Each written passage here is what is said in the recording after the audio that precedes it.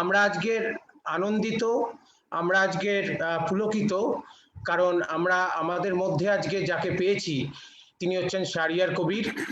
সাধারণভাবে শাহরিয়ার কবির বলতে আমরা গণমাধ্যমে যেই তার সম্বন্ধে যেই ধারণাটা বা পরিচিতিটা লাভ করি সেটি হচ্ছে তিনি হচ্ছেন একজন বিশিষ্ট লেখক, তিনি হচ্ছেন একজন বিশিষ্ট চিত্র পরিচালক, তিনি হচ্ছেন একজন বিশিষ্ট সাংবাদিক। লেখার জগতে শাহরিয়ার কবিরের প্রথম পদার্পণ ছোটদের উপন্যাস পূর্বের সূর্যোদয়ে, বড়দের উপন্যাস শুধু বিপ্লবের জন্য এবং নাটক সূর্যের প্রার্থনা দিয়ে। আসলে শাহরিয়ার কবির তার জীবনটি শুরু করেছিলেন একজন কিশোর শিশু সাহিত্যিক হিসাবে, এবং তার জন্য 2020-তে তিনি কবির চৌধুরী শিশু সাহিত্য পুরস্কারও ভূষিত হয়েছেন। তবে শুধু সাহিত্যের মধ্যে শাহরিয়ার কবিরকে বেঁধে রাখা হয়তো উচিত নয়, কারণ শাহরিয়ার কবির হচ্ছেন একজন মুক্তিযোদ্ধা, একজন গণতন্ত্র প্রেমিক, একজন মানব প্রেমিক বা মানবতা কর্মী। শাহরিয়ার কবির সম্পর্কে মুক্তিযুদ্ধে তার যে অংশগ্রহণ সে সম্পর্কে আমি দুটি লাইন উচ্চারণ করছি। তিনি বলছেন, ৭১-এর যুদ্ধে যাব বলেই বাড়ি থেকে বেরিয়েছিলাম, ৭ নম্বর সেন্টারে ছিলাম কিছুদিন, রাজশাহীতে অপারেশনে অংশ নিয়েছিলাম, কিন্তু কলকাতায় জহির রায়হানের জানতে পেরে ডেকে পাঠালেন, বললেন কালচারাল স্কোয়াডে গঠন করা হয়েছে, তিনি ছবি বানাচ্ছেন, কলকাতায় যেতে হবে। এইভাবে তিনি মুক্তিযুদ্ধের সঙ্গে জড়িয়ে পড়েন। তাছাড়া শাহরিয়ার কবিরের আরেকটি বৈশিষ্ট্য আছে যেটা আমরা জানতে পারি।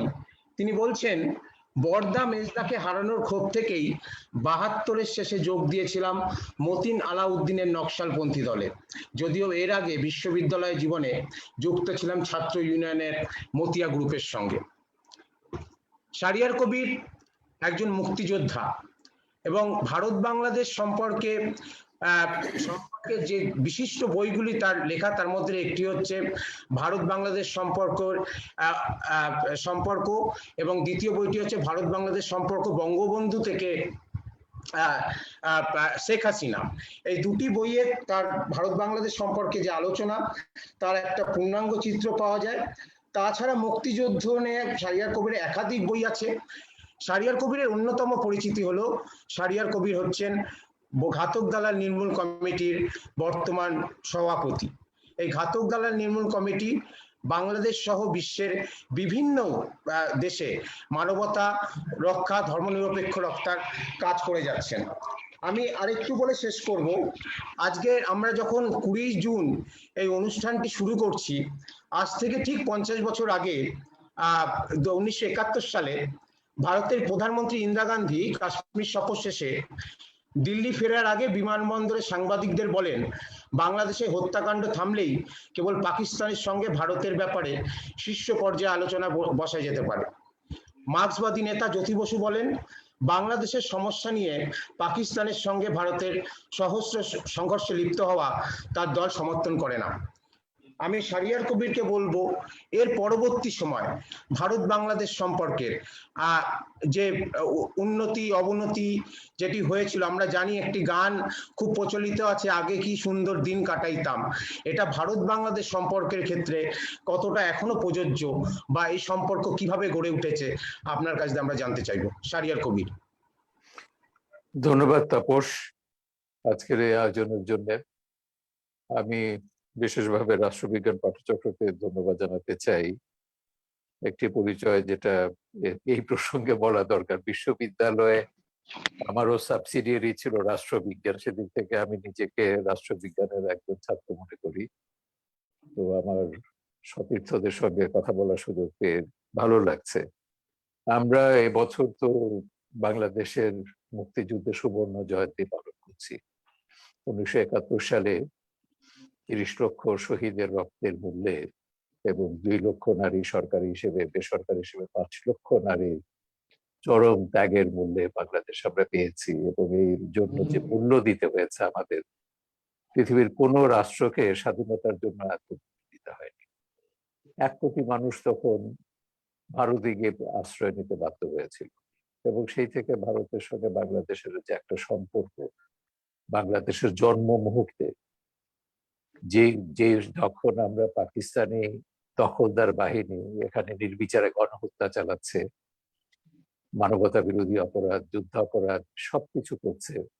এবং সেই সময় ভারত যদি সীমান্ত উন্মুক্ত না করে দিত, পাকিস্তান তো ভারতের বহির রাষ্ট্র ছিল, শত্রু রাষ্ট্র, সে শুরু থেকে ভারত পাকিস্তানের মধ্যে একটা বৈরিতা ছিল।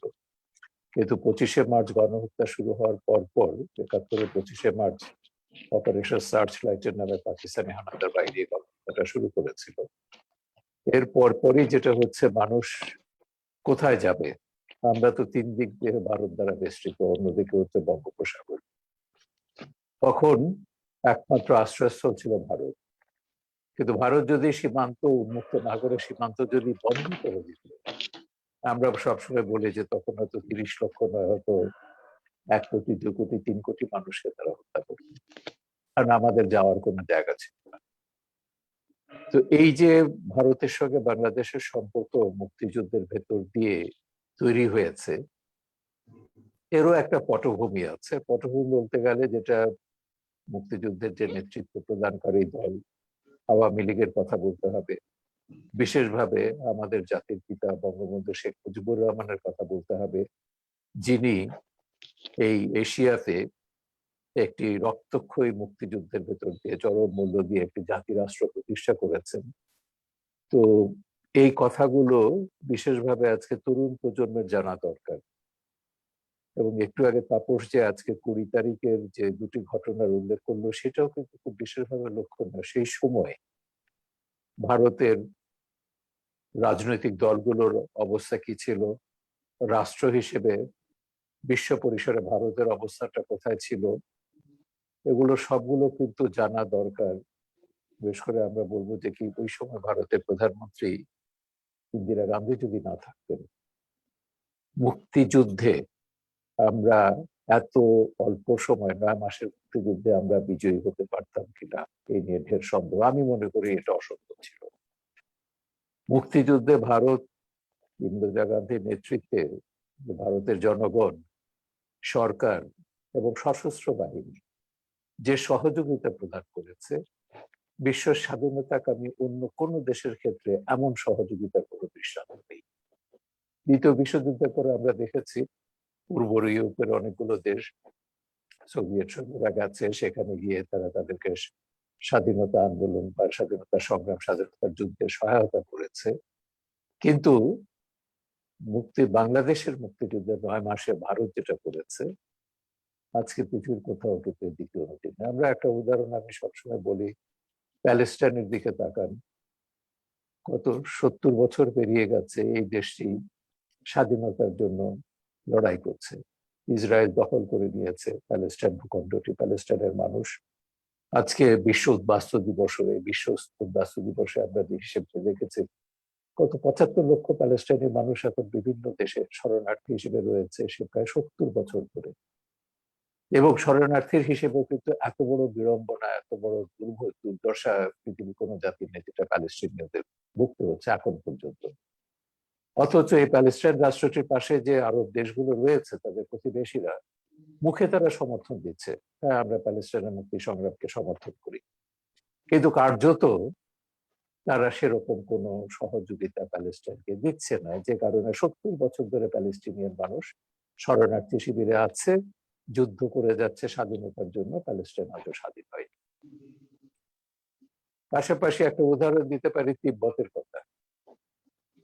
তিব্বতের দালাই লামা 1959 সালে তিব্বতকে স্বাধীন করবেন বলে তার সমস্ত লোকজন নিয়ে 50,000-এরও বেশি তিব্বতীকে নিয়ে তিনি ভারতে এসেছিলেন, যে ভেবেছিলেন ভারত তাকে স্বাধীনতা সংগ্রামে সাহায্য করবে। ভারতে তখন নেহেরু সরকার ছিলেন, তারা দালাই লামাকে আশ্রয় দিয়েছেন, তিব্বতী যারা শরণার্থীরা ছিলেন তাদেরকে আশ্রয় দিয়েছেন। কিন্তু স্বাধীনতা সংগ্রামে নেহেরু সরকার তিব্বতের কোনো সহযোগিতা করেনি।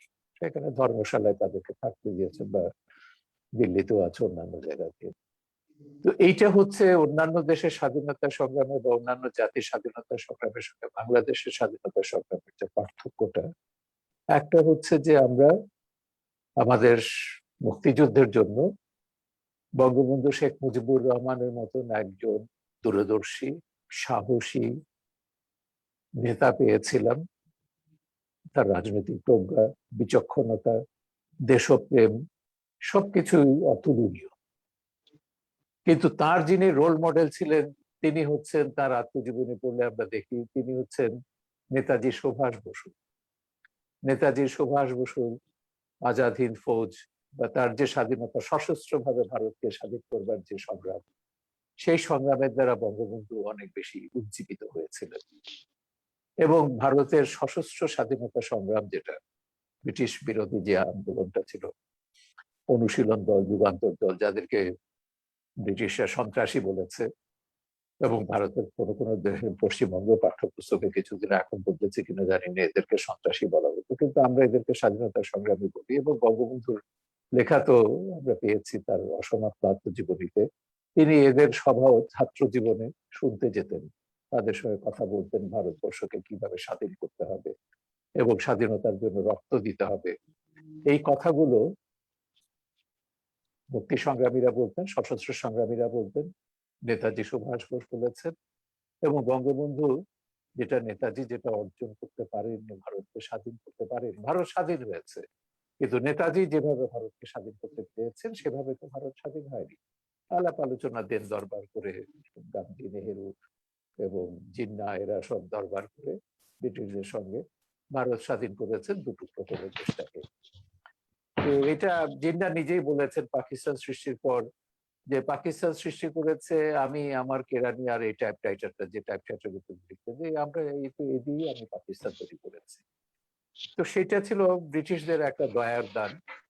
আমরা সব ভারতীয়রা জীবন দিয়েছেন, আমাদের পূর্বজরা যারা ছিলেন স্বাধীনতা সংগ্রাম বেদি বলে মোহিনী চৌধুরী সে যে বিখ্যাত গান আপনারা শোনেন, মুক্তির মন্দির ও সোপানো কত প্রাণ হলো বলিদান, বলিদান হয়েছে।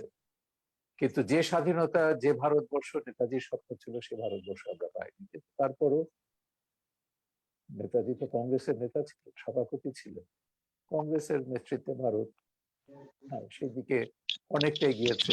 জাতীয়তাবাদ, ধর্মনিরপেক্ষতা এবং সমাজতন্ত্রের যে ধারণা, জাতীয়তাবাদী সমাজতন্ত্রের যে চেতনা, এটাও নেতাজির যে লেখার মধ্যে আমরা পাই। কংগ্রেস কিছুটা সেগুলো অনুসরণ করেছে। বাংলাদেশেও আমাদের মুক্তিযুদ্ধের কিছু লক্ষ্য ছিল, আদর্শ ছিল, সেটা আমাদের সংবিধানে প্রতিফলিত হয়েছে, যা পরবর্তীকালে ভারতের সংবিধানও এসছে। আমরা ৭৬ সালে ভারতের সংবিধানও দেখেছি সমাজতন্ত্র, ধর্মনিরপেক্ষতা যুক্ত হতে গণতন্ত্রের পাশাপাশি। তো আমরা এই যে লড়াইটা ছিল, আমাদের মুক্তিযুদ্ধটা ছিল, এটা নিছক একটা স্বাধীনতার যুদ্ধ ছিল না।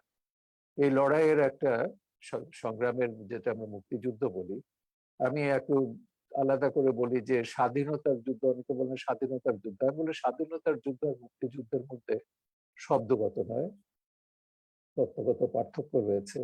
স্বাধীনতা বললে আমরা একটা ভূখণ্ড স্বাধীন পারবো, যেটা ভারত যেভাবে স্বাধীন হয়েছে, হ্যাঁ আমরা ব্রিটিশদের তাড়িয়ে দিয়ে ভারতবর্ষ স্বাধীন করেছি, একটা এই ভূখণ্ডের উপর আমার আধিপত্য প্রতিষ্ঠিত হয়েছে, আমার রাজত্ব স্বরাজ প্রতিষ্ঠিত হয়েছে, আমি আমার শাসন করব, একটা পতাকা হয়েছে, আমার একটা জাতীয় সঙ্গীত হয়েছে, এর বেশি নয়।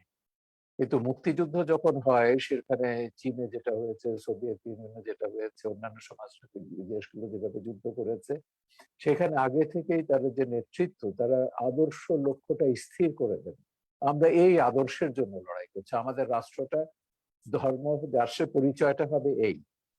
তো সেই রাষ্ট্রের যে পরিচয়, রাষ্ট্রের যে লক্ষ্য আদর্শ, সেই বাংলাদেশের মুক্তিযুদ্ধ সেটা শুরুতেই স্থির হয়ে গেছিল। কিংবা বঙ্গবন্ধুর রাজনৈতিক জীবনী যদি আপনারা পড়েন, অসমাপ্ত আত্মজীবনী, এটা এখন খুবই সুলভ, পশ্চিমবাংলাতেও পাওয়া যায়, সেখানে দেখবেন তার যে অসাম্প্রদায়িকতার বোধ, এ তো 48 সালেই তিনি এই কথাগুলো বলছেন।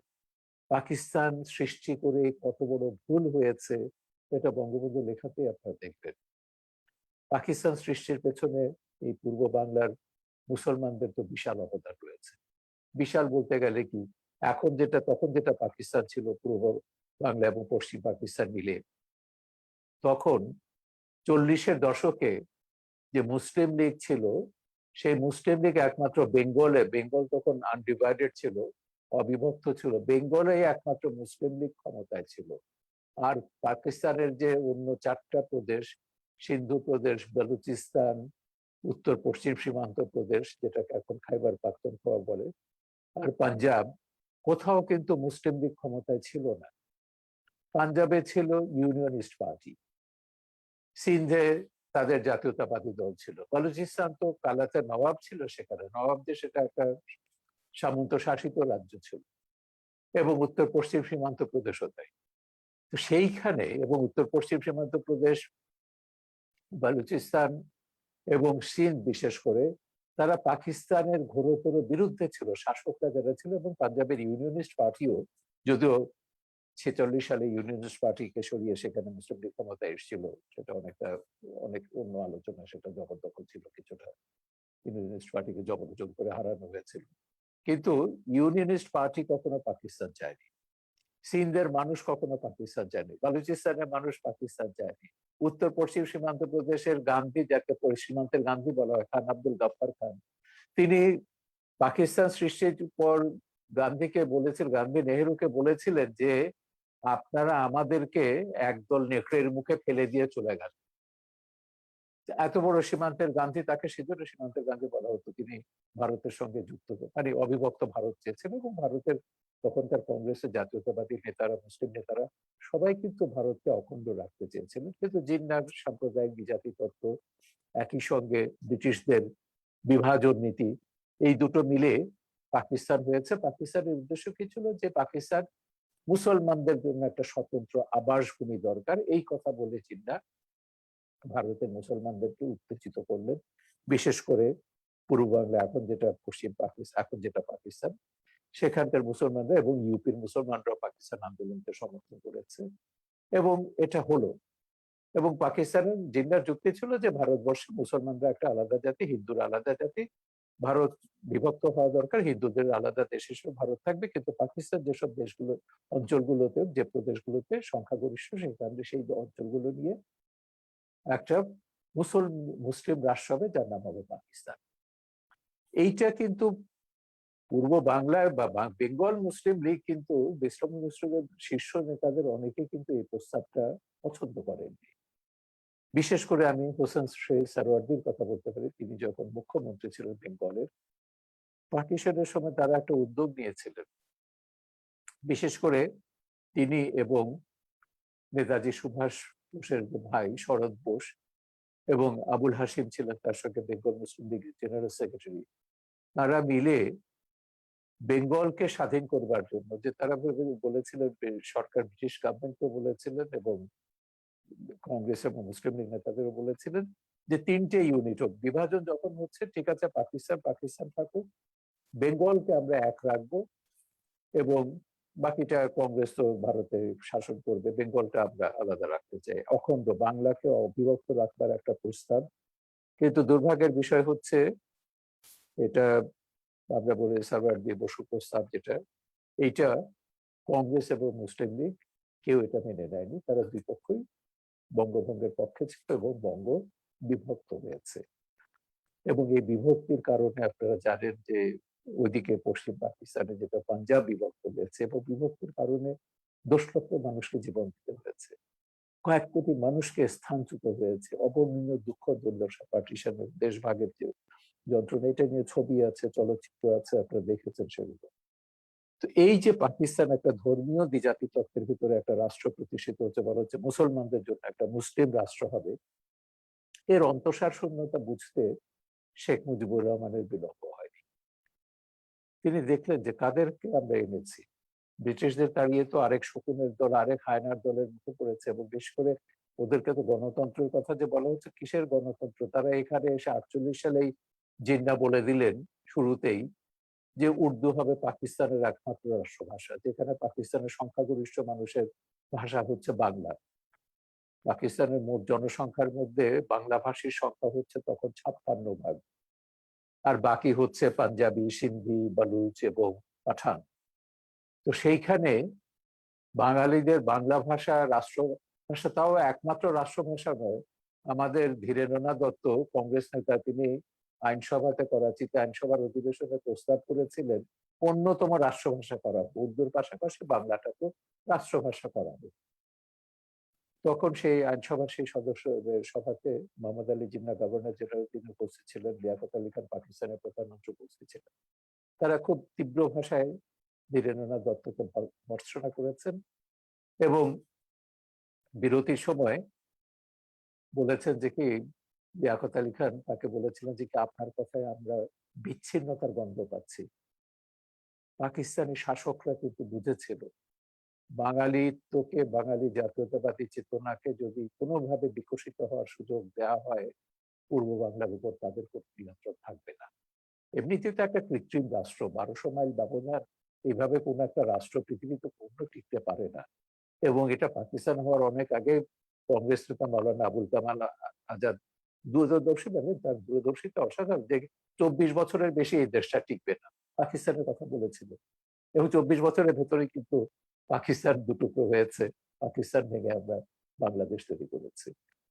তো সেই সময় এই যে পাকিস্তান রাষ্ট্র নিয়ে তো একটা তো উন্মাদনা ছিল, মুসলমানদের মধ্যে একটা উত্তেজনা, মুসলমানদের আবাসভূমি, এবং সেখানে হিন্দুদের উপর একটা বড় রকমের নির্যাতন পাঞ্জাবেও হয়েছে এবং বাংলাতেও হয়েছে। এবং বাংলার ফলে যেটা 48-এর দাঙ্গা, 50-এর দাঙ্গায়, এবং দেখেছে লক্ষ লক্ষ মানুষ যারা ধর্মীয় পরিচয় হিন্দু, তারা মাতৃভূমি ত্যাগ করে ভারতে চলে যেতে বাধ্য হয়েছে। এবং এর বিবরণ, বিশেষ করে ঋত্বিক ঘটকের যে ছবিগুলো আছে, অনেকের লেখা, অসীম রায়ের লেখা বা সুনীল গঙ্গোপাধ্যায়ের লেখা, আপনারা পড়বে সাহিত্যে, অসাধারণ সব মর্মস্পর্শী বিবরণ রয়েছে দেশভাগের যন্ত্রণা।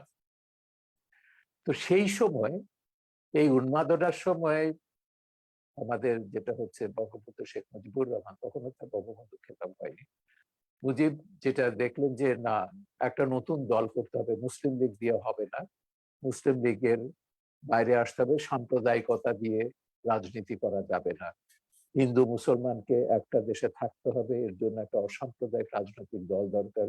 এটা তিনি 48 সালে অনুভব করেছিলেন, এবং এটা মৌলানা ভাসানী এবং হোসেন শহীদ সারওয়ার্দী, এরা তখন মুসলিম লীগের নেতা ছিলেন, এবং এদের সঙ্গে আলোচনা করেছেন। এবং ভাসানী বিশেষ করে বলেছেন যে কি, মুজিব তুমি পশ্চিম পাকিস্তানে যাও, সেখানকার নেতাদের সঙ্গে কথা বলো, সেখানেও তো অনেকে পাকিস্তান চায়নি, তাদের সবাইকে বলো যে মুসলিম লীগের এই যে স্বৈরাচার, যে স্বৈরতন্ত্র যেটা বা সাম্প্রদায়িকতা, এটার বিরুদ্ধে একটা রাজনৈতিক দল করতে হবে।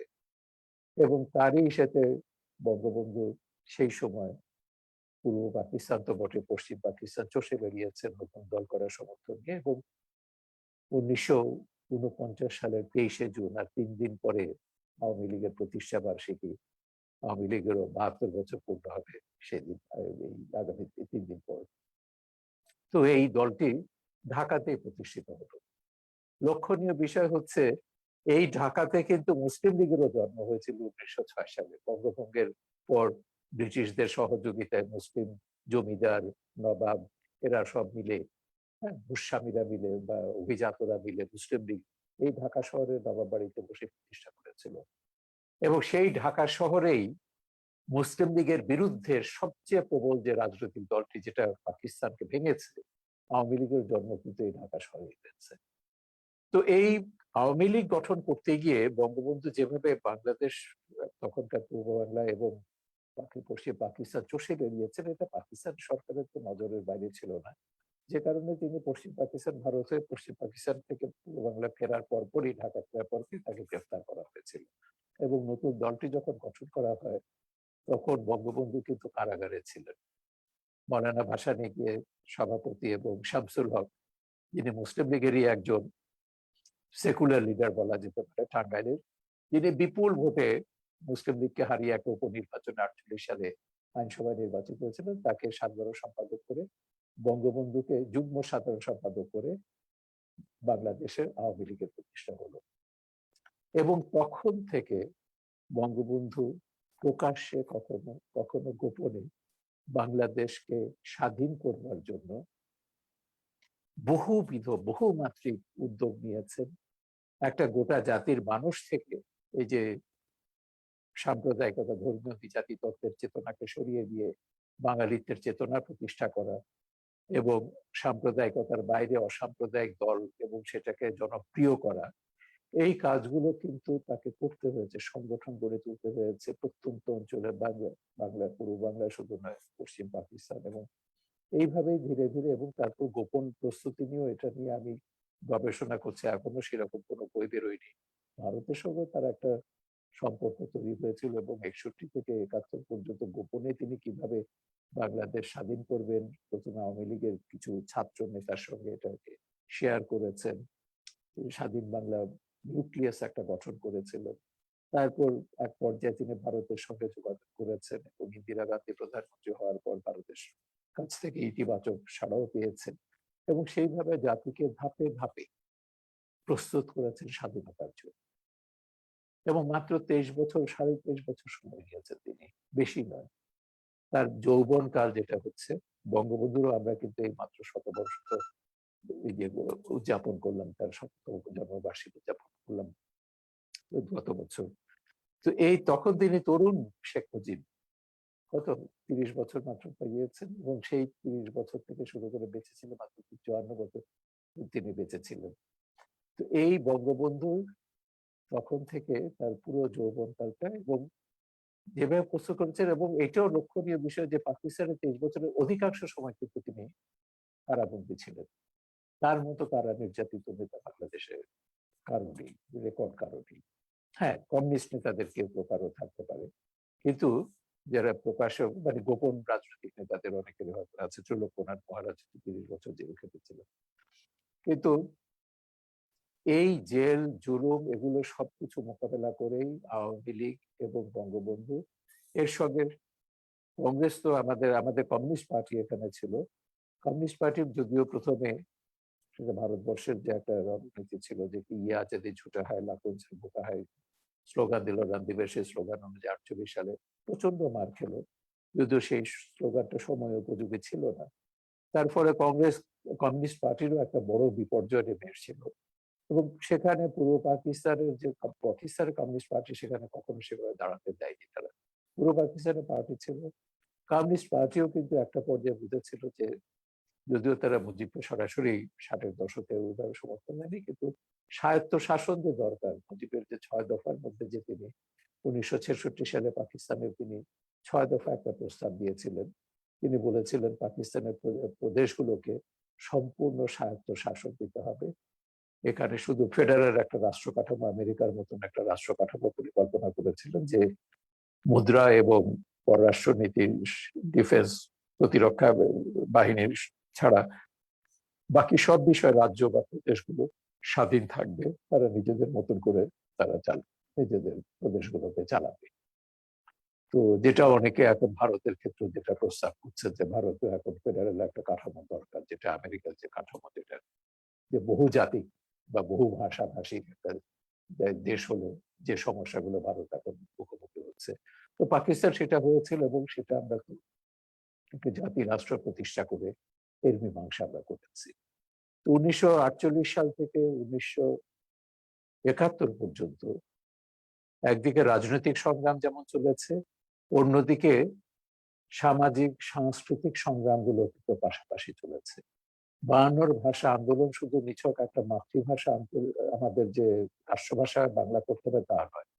এই ভাষা আন্দোলন থেকে অসাম্প্রদায়িক বাঙালিত্বের চেতনার একটা স্ফুরণ আমরা দেখতে পেয়েছি, যেটা পাকিস্তান আন্দোলনের সময় বাঙালি মুসলমানদের চিন্তা চেতনায় একেবারে গেঁথে গিয়েছিল যে না, আমাদের আগে পরিচয় হচ্ছে আমরা আগে মুসলমান তারপর বাঙালি।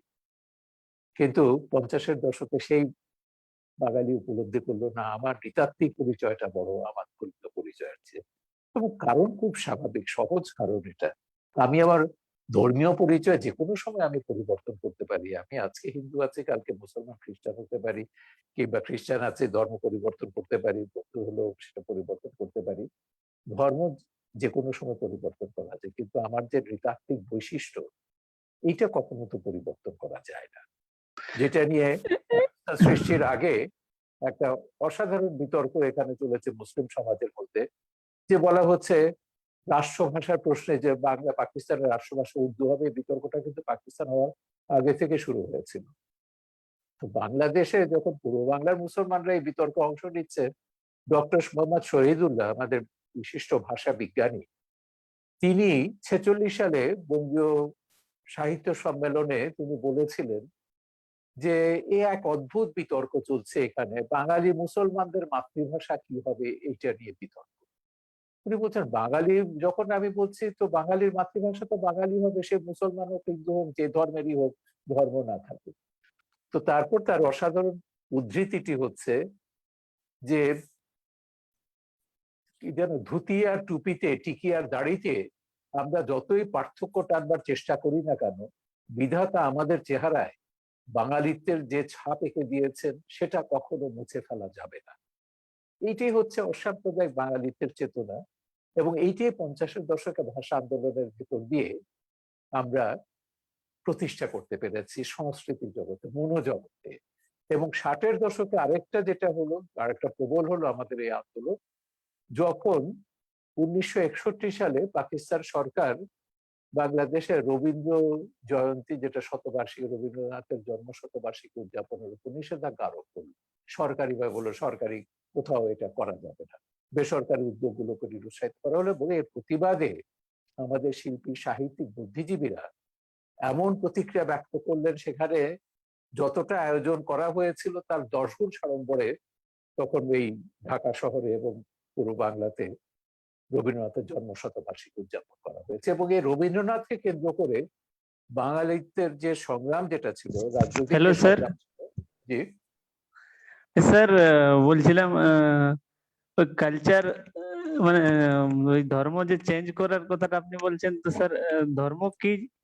আমি কি একটু শেষ করে নিই, তারপর প্রশ্নগুলোতে আসি। আমি হ্যাঁ 10 স্যার, মিনিটের মধ্যে শেষ করে দিচ্ছি, ঠিক আছে? ঠিক আছে। তারপর আমরা প্রশ্ন শুনবো।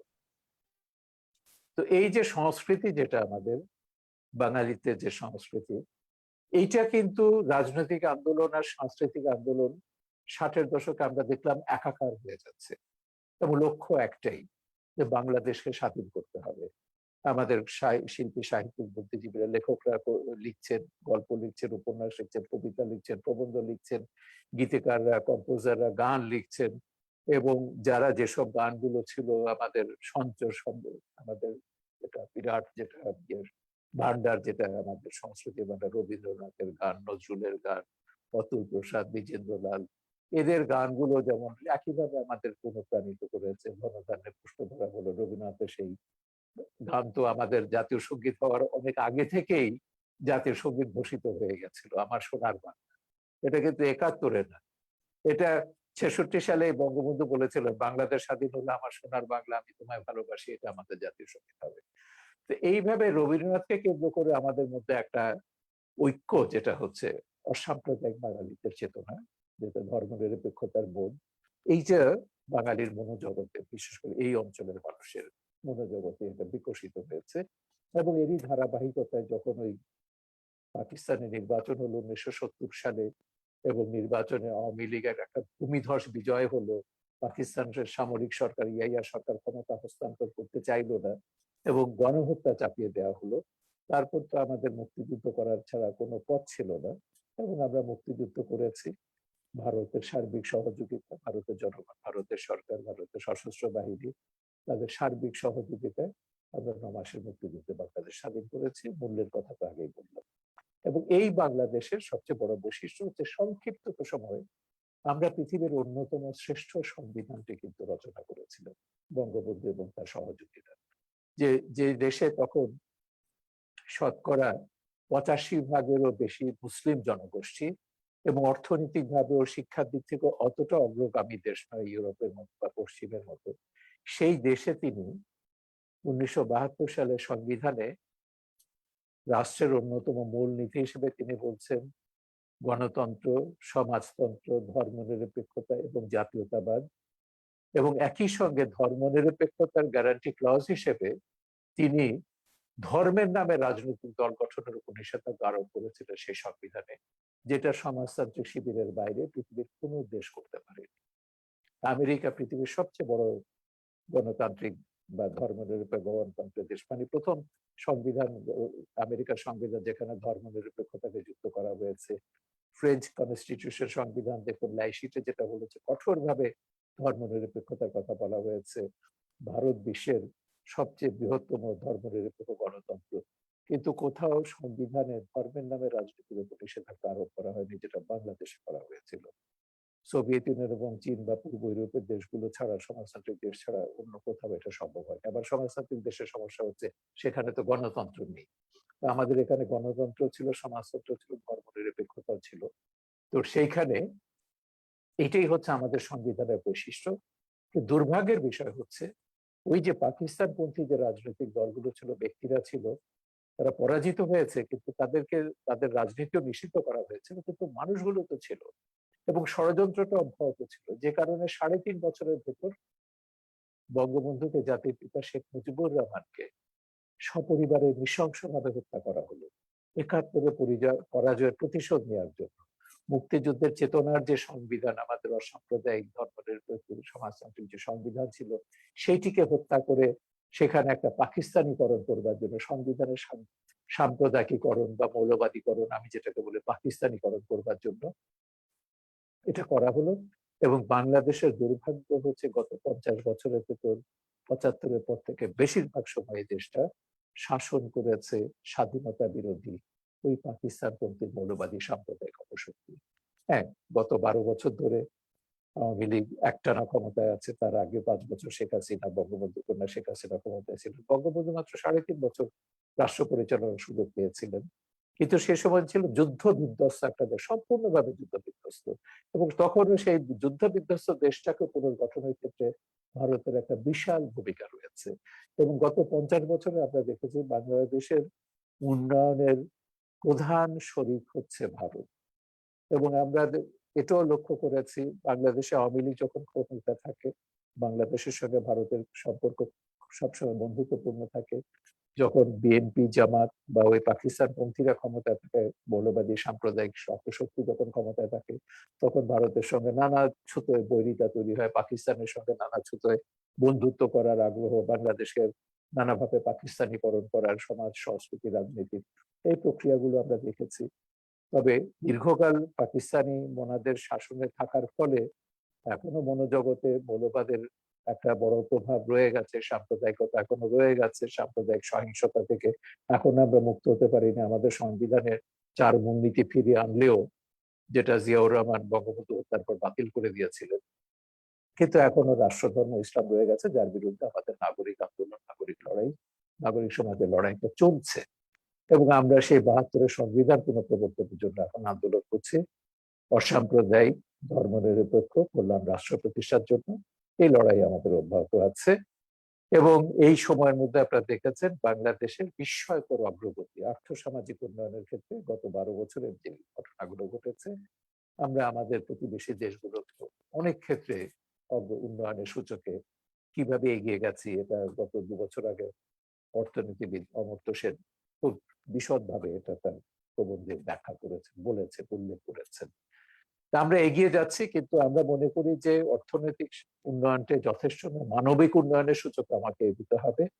এখন ওই যে ধর্মের নামে যে সহিংসতা হচ্ছে, বৈষম্য হচ্ছে, পার্থক্য, এগুলো দূর করতে হবে। এটা শুধু ভারত, এটা বাংলাদেশের ব্যাপার শুধু নয়, ভারতেও বৈষম্য আছে, পাকিস্তানে তো আছেই, গোটা পৃথিবীতে এখন একটা এই বৈষম্যগুলো বাড়ছে। দক্ষিণ পন্থার এক ধরনের উত্থান হচ্ছে, আমাদের লড়াইটা হচ্ছে সেইখানে না। এই লড়াইটাকে যে ফ্যাসিবাদের উত্থান বলুন, নিওনাৎসিবাদের উত্থান বলুন, ইউরোপে হচ্ছে, আমেরিকাতে দেখছি, বা সব জায়গাতে বর্ণবাদের উত্থান বলুন, না, এর বিরুদ্ধে আমাদের মানবতার যে সংগ্রাম, ধর্মনিরপেক্ষ মানবতার সংগ্রামটাকে অব্যাহত রাখতে হবে। তবেই আমরা একটা শান্তির পৃথিবী, মানবিক বিশ্ব ব্যবস্থা আমরা গড়ে তুলতে পারবো। এই বলে আমার বক্তব্য শেষ করছি। আপনাদের অনেক ধন্যবাদ। জয় বাংলা, জয় হিন্দ।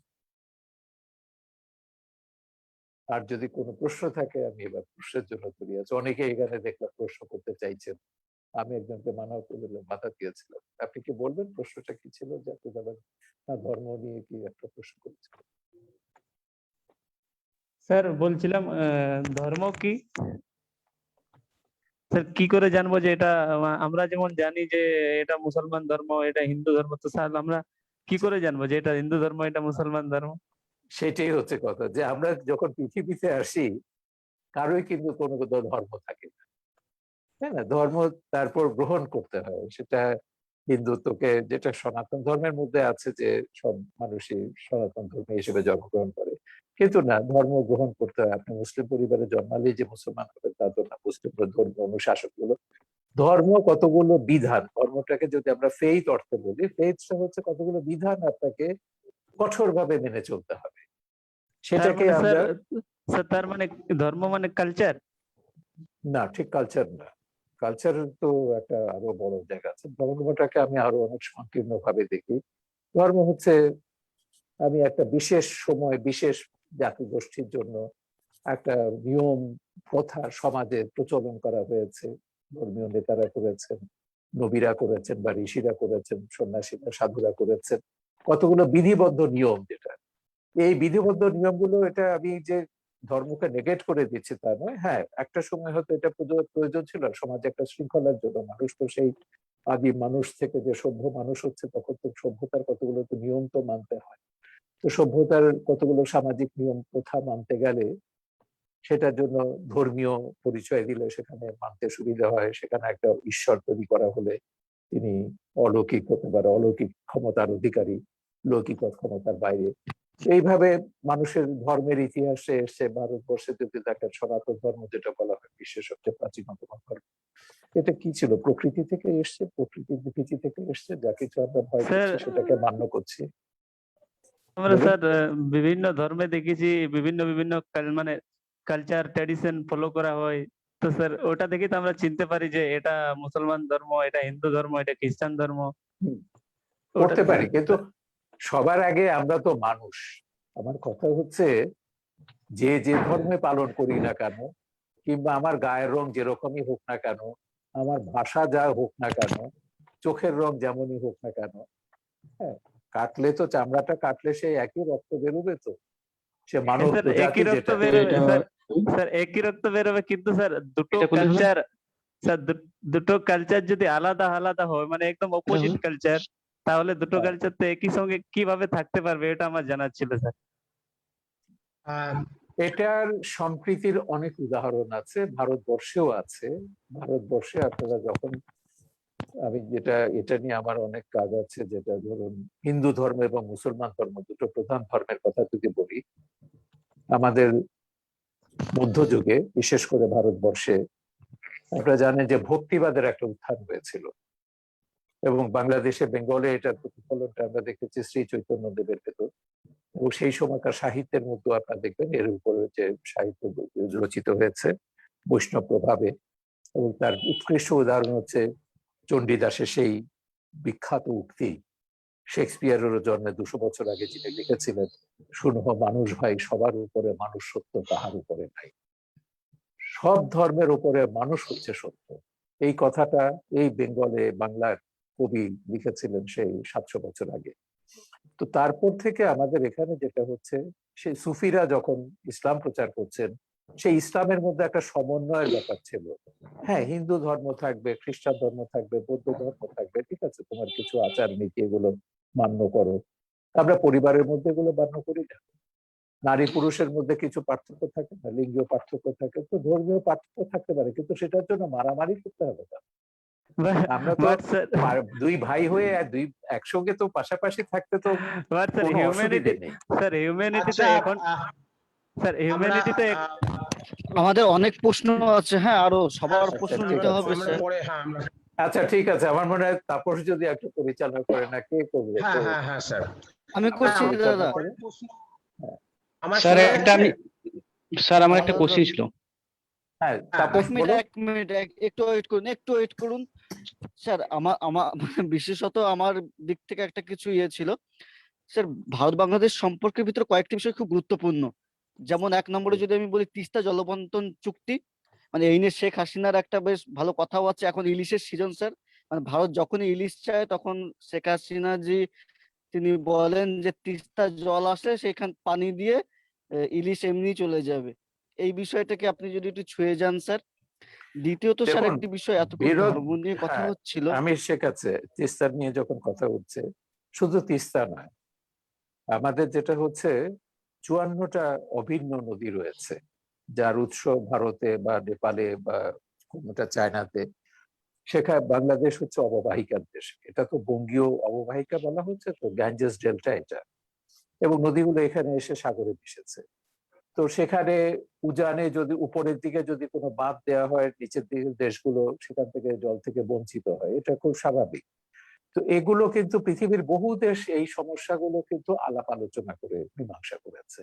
সবচেয়ে বেশি সমস্যা হয়েছিল মেকং নদীর জলবন্টন নিয়ে। মেকং নদীটা আপনারা জানেন চীনে উৎপত্তি হলো, 5টা দেশের ভেতর দিয়ে এটা প্রবাহিত হয়েছে, কিন্তু তারা মেকং কমিশন একটা গঠন করেছে এবং মেকং কমিশন গঠন করে তারা কিন্তু চমৎকার ভাবে জলের যে হিস্সাটা, ভাগটা, কোন দেশ কতটুকু জল গ্রহণ করবে মেকং নদী থেকে, সেটা তারা নিজেরা আলাপ আলোচনা করে মীমাংসা করে নিয়েছে। আমি মনে করি বন্ধুত্বপূর্ণ সম্পর্ক যদি থাকে, যে কোনো ধরনের তিস্তার জলবন্টন সহ যে কোনো সম্পর্ক, যে কোনো সমস্যা আমরা দুই দেশের মধ্যে আমরা আলোচনা করে মীমাংসা করতে পারবো, এর জন্য যুদ্ধ করবার কোনো দরকার নেই। এরপর আর পরবর্তী প্রশ্ন স্যার, স্যার হ্যালো বলুন। স্যার, দ্বিতীয়ত একটা বিষয় আপনি টাচ করে যাবেন। আমাদের মানে ভারতে বসে আমরা যেটা দেখি, ভারত এখন যে আমরা নিজেদের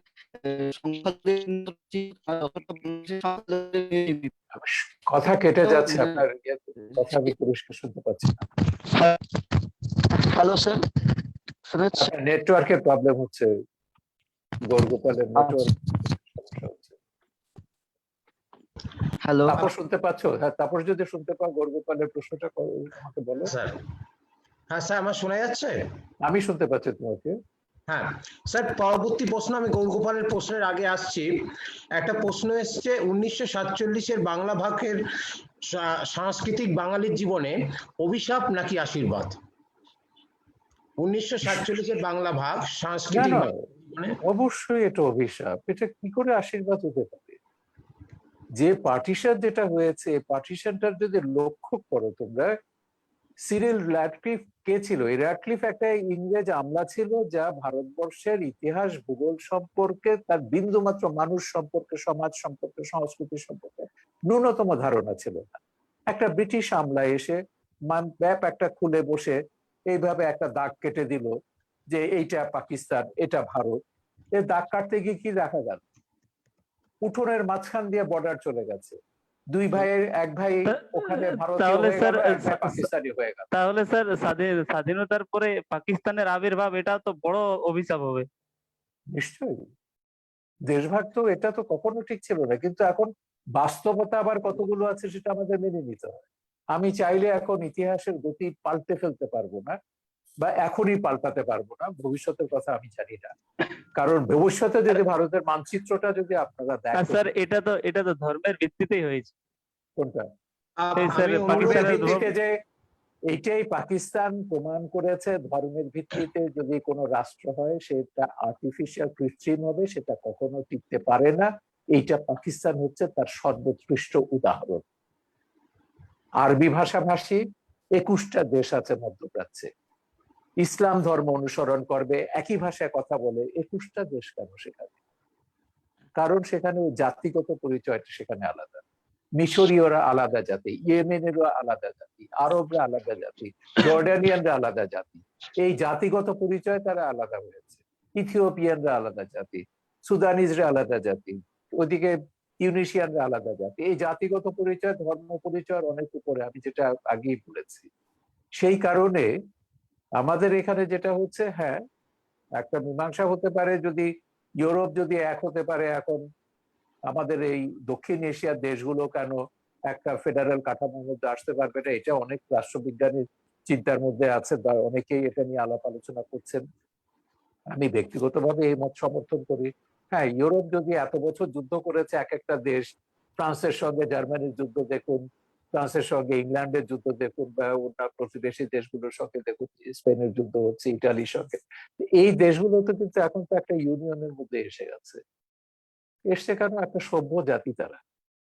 বিরোধ কেন? আমরা তো ভাই ভাইয়ের মতন একসঙ্গে থাকতে পারি। হ্যাঁ, আমরা একটা একই মুদ্রা তারা নিয়েছে, সীমান্তটাও আছে, নিজেদের ডিফেন্স আছে, নিজেদের সবকিছু, সংবিধান, রাষ্ট্রীয় কাঠামো সবই আছে। স্যার সভ্য জাতি বললেন আপনি, স্যার সভ্য জাতি আপনি বললেন, সভ্য জাতি কিসের ভিত্তিতে বললেন আপনি? আচ্ছা, আমি না, স্যার, অর্থনৈতিক সামাজিক উন্নয়ন ছাড়া আমি চেতনার ক্ষেত্রে আমি বলি সভ্যতার কথা। এটা একটা চেতনাগত ব্যাপারও আছে। ইউরোপ যে রেনেসার ভেতর দিয়ে গেছে, আমরা কিন্তু ভারতবর্ষ সেই রেনেসার ভেতর দিয়ে যাইনি বলে আমাদের মধ্যে অনেক সংকীর্ণতা, অনেক উপমণ্ডলতা, একদম একদম অনেক ধরনের বিচ্ছিন্নতা বোধ এগুলো রয়ে গেছে মানুষ।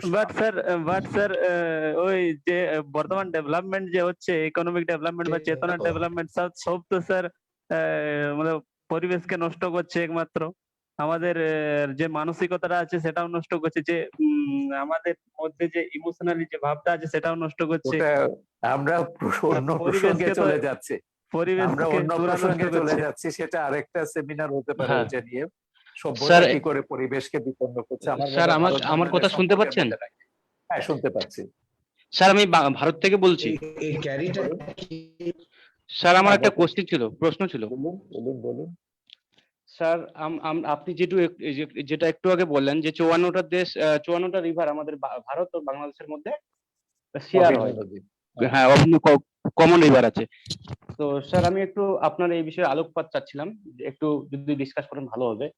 যে বায়োলেটারাল রিলেশন মানে দ্বিপাক্ষিক যে সম্পর্কটা জন্মলগ্ন থেকেই, পাকিস্তান যখন ভারত আর পাকিস্তান ব্রিটিশ ইন্ডিয়া যখন ভাগ হয় তখন থেকেই কিন্তু জল নিয়ে সমস্যা। কিন্তু বাংলাদেশ যখন হয় তারপর থেকে আমরা দেখেছি যে জলের যে ব্যাপারটা, দুই দেশের সম্পর্ক যতবার খারাপ হয়েছে, মেইন কিন্তু বিষয় হচ্ছে গঙ্গা ওয়াটার শেয়ারিং, আর পরবর্তীকালে তিস্তা ওয়াটার শেয়ারিং নিয়ে হয়েছে। ফারাক্কা ব্রিজ হওয়ার পর থেকেই এরকম হয়েছে। তো এই বিষয়ে যদি একটু বলেন বায়োলেটারাল রিলেশনটা কতটা এই যে, ইম্প্যাক্ট। হ্যাঁ, হ্যাঁ আমি সেটাই বলছি যে পাকিস্তানের অবস্থাটা দেখুন। স্যার, একটু পাকিস্তান ভালোভাবেই সবসময়, বলবেন। হ্যাঁ, হ্যাঁ হ্যাঁ পাকিস্তান সবসময় পূর্ব পাকিস্তানকে, যেটা পূর্ব বাংলাকে তাদের উপনিবেশ হিসেবে ব্যবহার করেছে। হ্যাঁ স্যার। পাকিস্তানের সৃষ্টির পর পাকিস্তান সরকার পশ্চিম পাকিস্তানের সঙ্গে ভারতের যে নদীগুলো ছিল সেখানে জল বন্টনের শেয়ারিংটা ঠিক মতো করে নিয়েছে। বিশেষ করে সিন্ধু নদীর যে হ্যাঁ হ্যাঁ স্যার। জলবন্টন, সিন্ধু নদীর উৎপত্তি তো পাকিস্তানে না, ভারতে। হুম। সিন্ধু নদীর উৎপত্তি, সেখানে সিন্ধুর জলবন্টন নিয়ে বা অন্যান্য যে পাঞ্জাবের নদীগুলো তো সবই তো ভারত থেকে এসছে, সেই সব হ্যাঁ স্যার। নদীগুলো কিন্তু জলবন্টনটা ঠিক করেছে, গঙ্গাটাকে ঝুলিয়ে রেখেছে।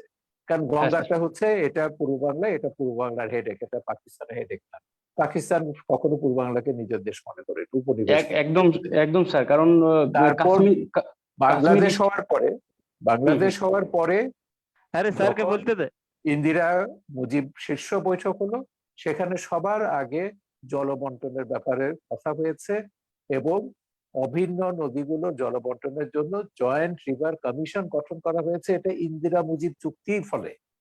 এবং এই হ্যাঁ স্যার। জয়েন্ট রিভার কমিশন অনুযায়ী আমাদের গঙ্গার জলের যে প্রবাহটা, এখানে বাংলাদেশ কতটা পাবে, ভারত কতটা পাবে, সেটা ফারাক্কা তো তখন হয়েই গেছে। তখন সেটা, হুম। সেই চুক্তিটা হয়েছে। এবং এই চুক্তিটা, যেটা আমি আগেই বলেছি, যে যখন আওয়ামী লীগ ক্ষমতায় থাকে ভারতের সঙ্গে একটা বন্ধুত্বপূর্ণ সম্পর্ক থাকে, যে বিএনপি বা জামাত বিএনপি যখন ক্ষমতা থাকে তখন ভারতের সঙ্গে একটা শত্রুতা তৈরি হয়, যেহেতু তারা পাকিস্তান প্রতি ভারত বিদ্বেষী, তারা মুক্তিযুদ্ধের বিরুদ্ধে ছিল, তারা বাংলাদেশ, পাকিস্তান থেকে বাংলাদেশ চায়নি জামাত ইসলাম। তো সেই কারণে তারা ওই ইস্যুগুলোকে সামনে নিয়ে আসে।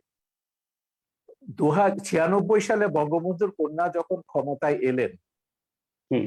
তখন পশ্চিমবঙ্গে জ্যোতি বসু মুখ্যমন্ত্রী, এবং প্রথমেই যেটা হচ্ছে, শেখ হাসিনা, জ্যোতি বসু অত্যন্ত স্নেহ করতে, যেহেতু শেখ হাসিনার পিতার সঙ্গে তারা তো ওই সময় রাজনীতি করেছেন ব্রিটিশ আমলে।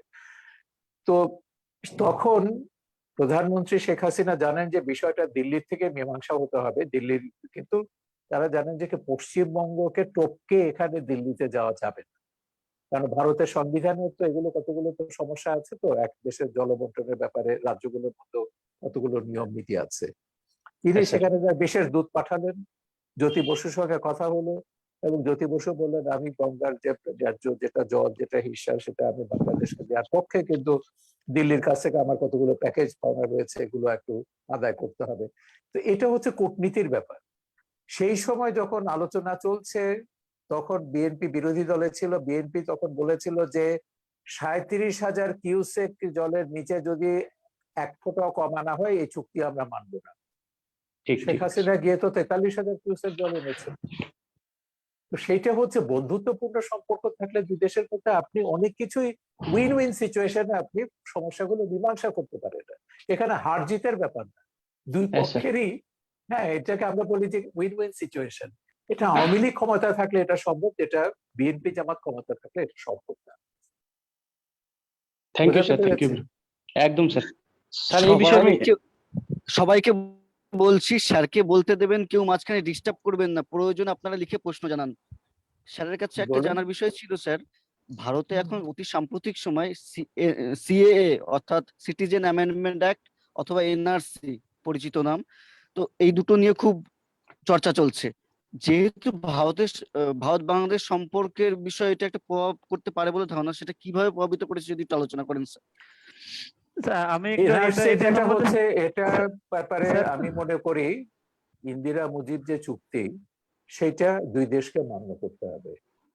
ইন্দিরা মুজিব চুক্তি অনুযায়ী 71 পর্যন্ত বাংলাদেশ থেকে যারা ভারতে গেছে তারা স্বাভাবিকভাবে ভারতের নাগরিক হিসেবে গণ্য হবে, এবং 71-এর পরে যারা গেছে তাদের ব্যাপারে বিশেষ বিবেচনা ভারত দিতে পারে এবং বাংলাদেশকে বলে বাংলাদেশ তাদেরকে ফেরত নেবে। হ্যাঁ স্যার, আর কিন্তু এটার মধ্যে তো কোনো সম্পর্কে ব্যাঘাত ঘটারও কথা নয়। না, ব্যাঘাত ঘটার কথা নয়, কিন্তু একটা জিনিস এটা হচ্ছে যে আমি ওই জিনিসটার এখানে আমাদের হিন্দু জনগোষ্ঠীর নেতাদের কেউ কেউ আপত্তি করেছে যখন বলা হয়েছে বাংলাদেশ থেকে বা পাকিস্তান থেকে অমুসলিম বা বিশেষ করে হিন্দুরা কেউ ভারতে গেলে সঙ্গে সঙ্গে তারা ন্যাচারাল সিটিজেনশিপ পাবে। এইটা একটা মানবাধিকার পরিপন্থী একটা নীতি এবং এটা এরকম হওয়া উচিত নয়। এবং এইটা করে যেটা হয়েছে বাংলাদেশে নতুন করে হিন্দু নির্যাতন একটা ক্ষেত্র তৈরি হয়েছে। আমাকে অনেক হিন্দু নেতা বলেছেন যে দিল্লিতে গেলে আপনি একটু কথা বলবেন, এখন তো ওই যে মৌলবাদীরা সাম্প্রদায়িক সন্ত্রাসী যারা আছে তারা হিন্দুদের গ্রামে গ্রামে হিন্দুদের বাড়িতে যারা একটু জমি টুমি আছে, এই তোরা ভারতে চলে যা, জমিটা আমাকে এই সামান্য টাকা দিচ্ছি দিয়ে চলে যা, ভারতে গেলে তোদেরকে নাগরিকত্ব দেবে, এখানে থাকতে দেবো না। এইখানে কিন্তু সাম্প্রদায়িকতার নতুন ক্ষেত্র তৈরি করেছে এই সিদ্ধান্তটি। এই জন্য কিন্তু আবার একই ঘটনা তো ঘটেছিল 2001 সালে নির্বাচনের পর। তখন বিএনপি জামাত জোট সরকার ক্ষমতায় আসার পর যে সংখ্যালঘু ধর্মীয় সম্প্রদায় বিশেষ করে হিন্দু জনগোষ্ঠীর উপর যে সরকারি উদ্যোগে যে অবর্ণনীয় নির্যাতন চালানো হয়েছিল, তার ফলে কয়েক লক্ষ হিন্দু ভারতে চলে যেতে বাধ্য হয়েছে। এবং তারপর পরিস্থিতি উন্নত হওয়ার পর অনেকে ফেরত এসছে। তারপরেও আমি যেটা সর্বশেষ পরিসংখ্যান ছিল আমার ছবিতে আছে, 4 বছর আগে আমি যে ছবিটা বানিয়েছি সেখানে বলা হয়েছে 50,000-এর মতন ভারতে রয়ে গেছে, তারা আসতে পারেনি বা আসতে চান না, তাদের এখানে জমি জমা বা ঘর বাড়ি বেদখল হয়ে গেছে, তারা ভারতে থাকতে চান, ভারতের নাগরিকত্ব চান। এবং সেটার ব্যাপারে আমি 2009 সালেও যখন কংগ্রেস গভর্নমেন্ট ছিল, এখানে আওয়ামী লীগ গভর্নমেন্ট যখন এলো দ্বিতীয়বার, আমি তাদেরকে চিঠি লিখেছি, বলেছি মানবিক কারণে এদের নাগরিকত্বটা বিবেচনা করার জন্য, যারা ভারতে থাকতে চান ভারত যেন তাদের নাগরিকত্ব দেয়, এবং বাংলাদেশে যারা ফিরতে চান বাংলাদেশ সরকার যেন তাদের নিরাপদে ফেরার এবং তাদের সম্পত্তির উপর তাদের মালিকানার সুযোগ করে দেন। তো এরপর যেটা হয়েছে, তারা ভারত সরকার এটা বোধহয় 2016 না 17 সালে সিদ্ধান্ত নিয়েছে যে তারা ভারতের নাগরিকত্ব পাবেন। এখন তারা মোটামুটি সন্তুষ্ট, যদিও এখন পর্যন্ত সবাই পাননি, তবে আশা করছেন যে তারা নাগরিকত্ব পাবেন। তো এইখানে এদেরটা আমি মনে করি একটা বিশেষ পরিস্থিতির কারণে তারা দেশ ছেড়ে চলে যেতে বাধ্য হয়েছিল, এবং সেইখানে নাগরিকত্ব দেওয়াটা এটা একটা মানবিকতার ব্যাপার। কিন্তু ঢালাওভাবে যদি আমি বলে দিই যে এলেই নাগরিকত্ব পাবে এখানে, এবং বিশেষ একটা ধর্মীয় সম্প্রদায় পাবে না, এটা কিন্তু মানবাধিকারের দৃষ্টিকোণ থেকে অগ্রহণযোগ্য, এবং এটা আমি ঠিক মনে করি না। আর স্যার, সিএ আর এনআরসি তো ভারতের অভ্যন্তরীণ বিষয় স্যার। হ্যাঁ, আমি ওটার একটা বিষয়ে ব্যাপারে অনুরোধ আমি তো করছি, কথা বলছি না, আমি তো আমাদের দুই দেশের নাগরিকত্বের ব্যাপারে আমি বলছি। আমি ওইটা তো ভারত আমাদের বাংলাদেশ ব্যাপার। সম্পর্কে ব্যাঘাত হবে না এ বিষয়ে আমরা নিশ্চিত, কিন্তু আপনারা যেভাবে ব্যাঘাত করছেন এটা কিন্তু আমার হাতে নেই, আপনারা এইভাবে ব্যাঘাত করবেন না, কোনটা আমি কোনটা সবাইকে অনুরোধ করছি। কোন ব্যাঘাত? ও দ্বিতীয়ত আলোচনায় ব্যাঘাত করার দ্বিতীয়ত কিছু একটা বিষয়ে প্রশ্ন আছে স্যার। জি বলুন। স্যার আর একটা প্রশ্ন আছে আমাদের কাছে করেছেন তন্ময় গোড়াই, বর্তমানে চীনের আধিপত্য ভারত বাংলাদেশের সম্পর্ককে কিভাবে প্রভাবিত করছে, বিষয়টা যদি আলোচনা করেন স্যার। দেখুন, 71-এর মুক্তিযুদ্ধের সময় চীন কিন্তু পাকিস্তানের পক্ষে ছিল, পক্ষে শুধু না, পাকিস্তানের যে অবর্ণনীয় গণহত্যা, যে অতুলনীয় গণহত্যা, নজিরবিহীন গণহত্যাকে সব রকম ভাবে সহযোগিতা করেছে। তো চীন আমাদের বন্ধু রাষ্ট্র নয়, কিন্তু বঙ্গবন্ধু সরকারের যে পররাষ্ট্র নীতি সেখানে তিনি পরিষ্কার বলেছেন যেটা সকলের সঙ্গে বন্ধুত্ব, কারোর সঙ্গে বৈরিতা নয়। তো এইটা হচ্ছে আধুনিক পররাষ্ট্র নীতি, পৃথিবীর সব দেশ এটা মোটামুটি ভাবে মেনে নিয়েছে, এবং এটা আমাদের ধর্মীয় বিধানের মধ্যে আছে, সুফি দর্শনের মধ্যে রুমির লেখা করতে আমি পেয়েছি। হ্যাঁ, যে hatred, love for all, hatred two নান, সবাইকে ভালোবাসো, এবং আমাদের এই যে কান্তকবির রচনা আছে সবার পার্শ্বে ভালো নইলে মনের কালো বুঝবে না। এখন সেগুলোর হয়তো ধারাবাহিকতা এই ধরনের পররাষ্ট্রনীতি একটা হতে পারে। পররাষ্ট্রনীতির কারণে আমাদের অনেক দেশের সঙ্গে সম্পর্ক রাখতে হয়, কূটনৈতিক সম্পর্ক রাখতে হয়, বাণিজ্যিক সম্পর্ক রাখতে হয়। এবং আমাদের ডিফেন্সের ক্ষেত্রে যেটা হচ্ছে যে আমাদের যে সামরিক ব্যবস্থাটা এটা পাকিস্তান আমলে তৈরি করা, আমাদের যে অর্ডিন্যান্স ফ্যাক্টরি বা আর্মামেন্ট ফ্যাক্টরি যেগুলো রয়েছে এটা চীনা প্রযুক্তি।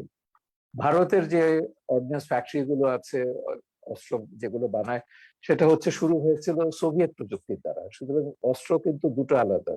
এই যে কালাশনিকভ রাইফেল AK-47 যেটা বলা হচ্ছে কিন্তু ভারত এটা তৈরি করে, বাংলাদেশে কিন্তু এটা তৈরি হয় না, বাংলাদেশে চাইনিজ রাইফেল।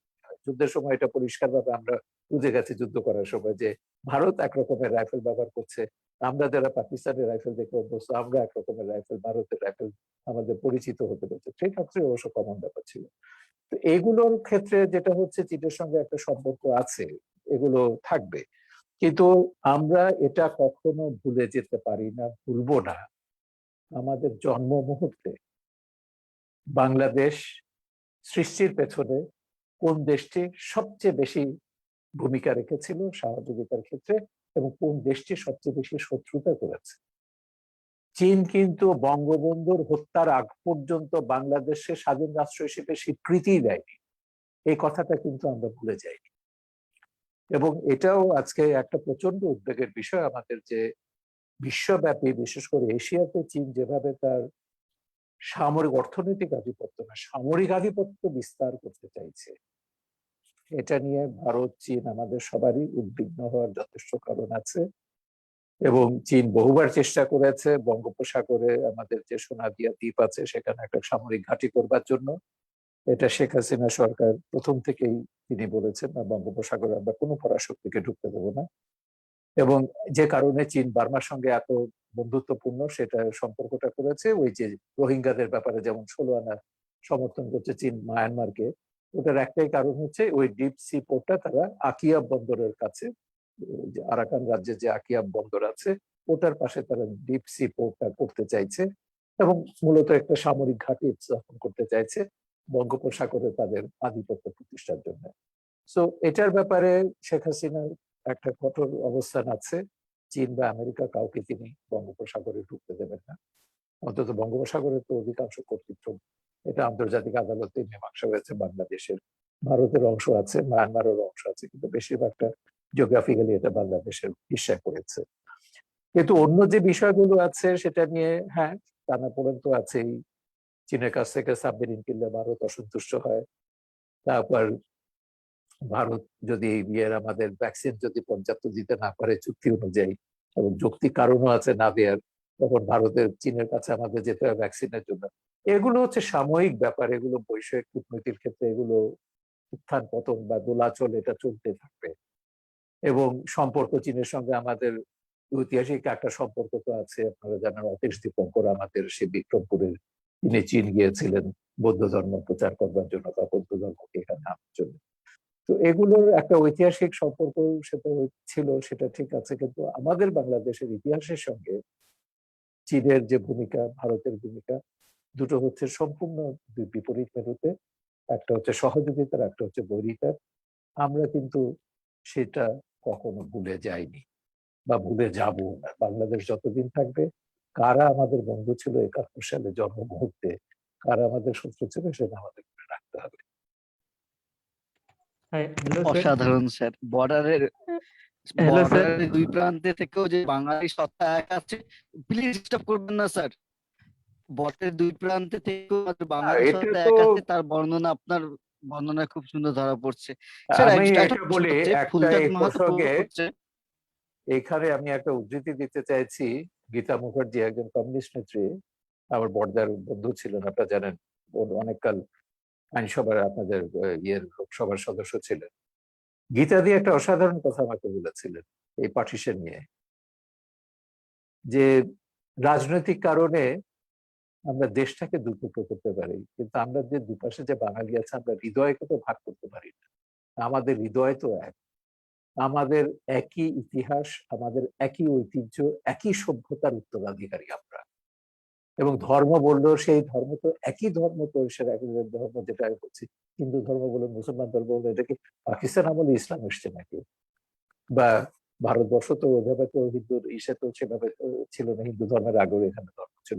কিন্তু আমাদের যে যে কমন কতগুলো বিষয়, যেটা ওই যে ডক্টর শহীদুল্লাহর যে উদ্ধৃতিটা দিতেছিল, সেটাই হচ্ছে কথা, যে দেশভাগ রাজনৈতিক কারণে দেশভাগ হয়েছে, আমরা দুটো মেনে নিয়েছি রাজনৈতিকভাবে। পাকিস্তানকে যেমন মেনে নিতে হয়েছে, 47-এর দেশভাগকে মেনে নিতে হয়েছে, 71-টাকে মেনে নিতে হয়েছে।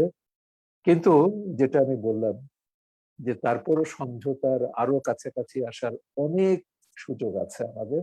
সেই সুযোগগুলো আমাদের রাষ্ট্রনায়করা বা রাজনৈতিক নেতারা কাজে লাগাবেন, নিজেদের মধ্যে এইসব বৈরিতাটা ভুলে। পাকিস্তান ভারত যেভাবে অস্ত্র প্রতিযোগিতা নেমেছে, আমরা বারবার বলেছি এই অর্থটা যদি দারিদ্র বিমোচনের জন্য ব্যবহার করা হতো দুই দেশে, দুই দেশ আরো অনেক বেশি এগিয়ে যেতে পারতো। কি দরকার আছে পারমাণবিক প্রতিযোগিতা দুই দেশের মধ্যে? কার বিরুদ্ধে এই অস্ত্র? সাধারণ মানুষই তো মরবে। ভারত বললেও পাকিস্তানের সাধারণ মানুষ মরবে, স্যার পাকিস্তান বললে ভারতের সাধারণ মানুষ মরবে। স্যার যুদ্ধে হ্যালো কার স্যার, লাভ হয়? হ্যালো স্যার, এই জি। এই বিষয়ে আমার একটা কোশ্চেন ছিল স্যার। সাধারণ মানুষ তো আপনি লিখে প্রশ্ন করুন প্লিজ স্যার, আপনি লিখে প্রশ্ন করুন প্লিজ, স্যারকে বলতে দিন, ফলে মাঝখানে আটকাবেন না, আপনি লিখে প্রশ্ন করুন ইমিডিয়েট। না ঠিক আছে, এটা তো জবাব হয়েছে, তারপর নেক্সট প্রশ্ন। স্যার বলছিলাম, আপনি যে স্যার হিউম্যানিটির আপনি একটা কথা যেভাবে বললেন, বলেছিলেন। এক মিনিট, আপনি লিখে প্রশ্ন করুন স্যার, প্লিজ আপনি লিখে প্রশ্ন করুন, আপনাকে অনুরোধ করছি আমি গ্রুপের পক্ষ থেকে।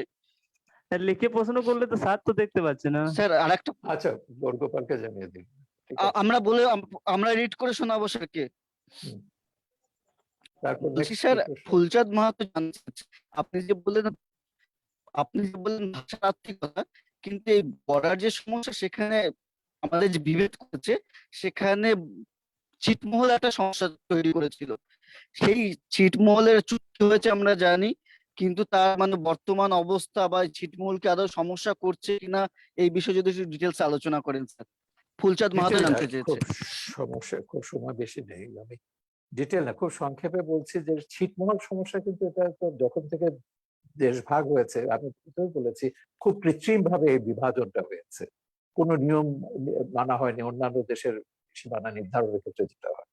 তার ফলে যেটা হয়েছে, ওই যে কোনো একটা পরিবার গ্রাম, মুসলমান প্রধান গ্রাম ভারতে পড়ে গেছে, হিন্দু প্রধান গ্রাম পাকিস্তানে চলে এসেছিল। এই সমস্যাগুলো দীর্ঘকাল ছিল। বঙ্গবন্ধুর সময় ইন্দিরা মুজিব চুক্তিতে ছিটমহলের ব্যাপারেও যেটা হচ্ছে যে দুই দেশ মিলে এগুলো যার যেটা অংশ তারা সেটা ফিরিয়ে নেবে, এবং সেই চুক্তিটা কিন্তু বঙ্গবন্ধুর কন্যা শেখ হাসিনা এসে মীমাংসা করেছেন, এবং দুই পক্ষই উইন উইন সিচুয়েশনে ছিটমহল সমস্যার সমাধান করেছে। কিন্তু তারপরও যেটা হচ্ছে যে সীমান্তে যে অভিযোগ যেটা করা হয় বাংলাদেশের তরফ থেকে, যে ওখানে বিএসএফ গুলি করে বাংলাদেশিদের মারছে, বা কখনো বাংলাদেশের এরা ভারতীয়দের মারছে। একটা বিষয় মনে রাখতে হবে, যে ভারত বাংলাদেশ সীমান্তের ব্যাপারে, এই সীমান্তটা হচ্ছে পৃথিবীর দীর্ঘতম সীমান্ত এবং সবচেয়ে সচ্ছিদ্র পৌরাস সীমান্ত হচ্ছে এইটা, মানে সবচেয়ে জনবহুল সীমান্ত হচ্ছে ভারত বাংলাদেশ সীমান্ত পৃথিবীর মধ্যে। সুতরাং যতই আপনি কাঁটাতার দিয়ে ঘিরে রাখুন না কেন বাংলাদেশকে, এটা দুই দেশের মধ্যে যে সীমান্তের মধ্যে যে স্বাভাবিক আদান প্রদানের কতগুলো জায়গা, আমি চোরাকারবাদির কথা বাদ দিচ্ছি।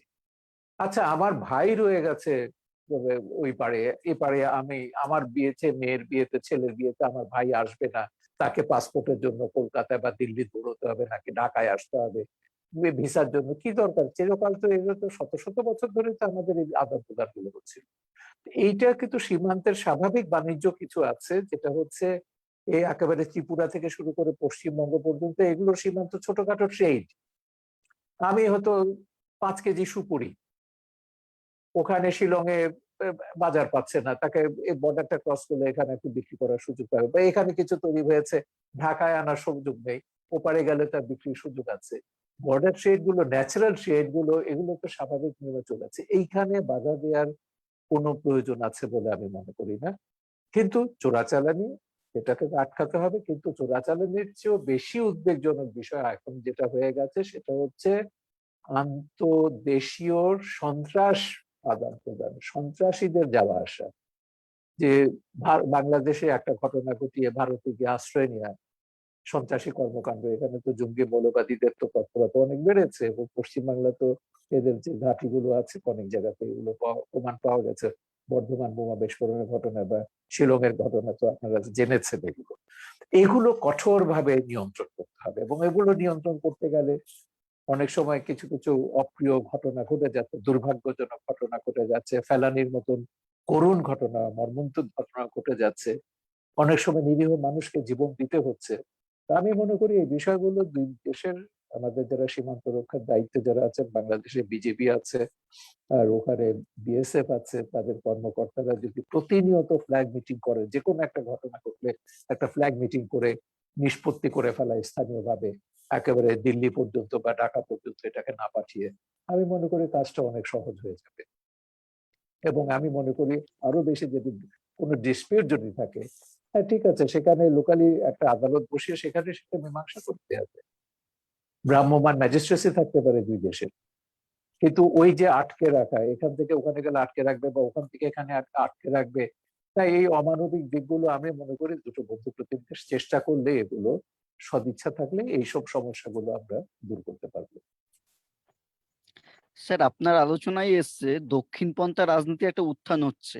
এই বিষয়ে শ্রেয়া ভট্টাচার্য আমাদের কাছে আপনার কাছে জানতে চেয়েছে, দক্ষিণপন্থার যে রাজনীতির যে উত্থানটা হচ্ছে, সেটাই ভারত বাংলাদেশ সম্পর্ককে কিভাবে প্রভাবিত করছে?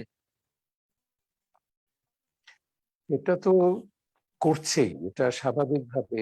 এটা আপনি যদি দেখুন, এটা সাম্প্রদায়িকতার ক্ষেত্রে আমরা যদি বলি, এগুলো হচ্ছে একটা চেইন রিয়াকশন হয়, বা মৌলবাদেরও এটা একটা রসুনের গোড়ার মতন আর কি, যে অভিব্যক্তি কোনোটা হিন্দু মৌলবাদ কোনোটা মুসলিম মৌলবাদ, কিন্তু মূল গোড়াটা কিন্তু তো এক জায়গায়, সেটা হচ্ছে মানবতা বিরোধী চিন্তা। এগুলো সাম্প্রদায়িকতা হচ্ছে মানবতা বিরোধী চিন্তা। মানুষ মানুষ, ভাই ভাই, এটা দিয়ে ভ্রাতৃত্ব বোধটাকে তো মুছে ফেলার যে সেটা হচ্ছে এগুলো। এবং ভারত বাংলাদেশে বা ভারতে যে কোনো সাম্প্রদায়িক পরিস্থিতির অবনতি হলে তার অভিঘাত এখানে পড়বে, যেটা একটা ছোট্ট উদাহরণ আমি অনেক সময় দিয়েছি। ধরুন যে ভারতে অযোধ্যার যে বাবরি মসজিদ যে ভাঙার যে ঘটনাটা ঘটলো 92 সালের 6 ডিসেম্বর, হ্যাঁ ওটা একটা পরিত্যক্ত মসজিদ ছিল, অনেকে বলছেন ওখানে নামাজ পড়া হয় না বহু বছর ধরে, 50 বছর ধরে তালাবন্ধ আছে ইত্যাদি, কিন্তু সেটা তো বটেই। কিন্তু যখন হিন্দু মৌলবাদীরা বা সাম্প্রদায়িক গোষ্ঠী যখন সেটাকে ভাঙলো 92 সালে, একটা মসজিদ ভাঙার প্রতিক্রিয়া হিসেবে তখন বাংলাদেশে 3600 হিন্দু মন্দির ভাঙা হয়েছিল। ওইখান থেকে মৌলবাদীরা শক্তি পেয়েছে।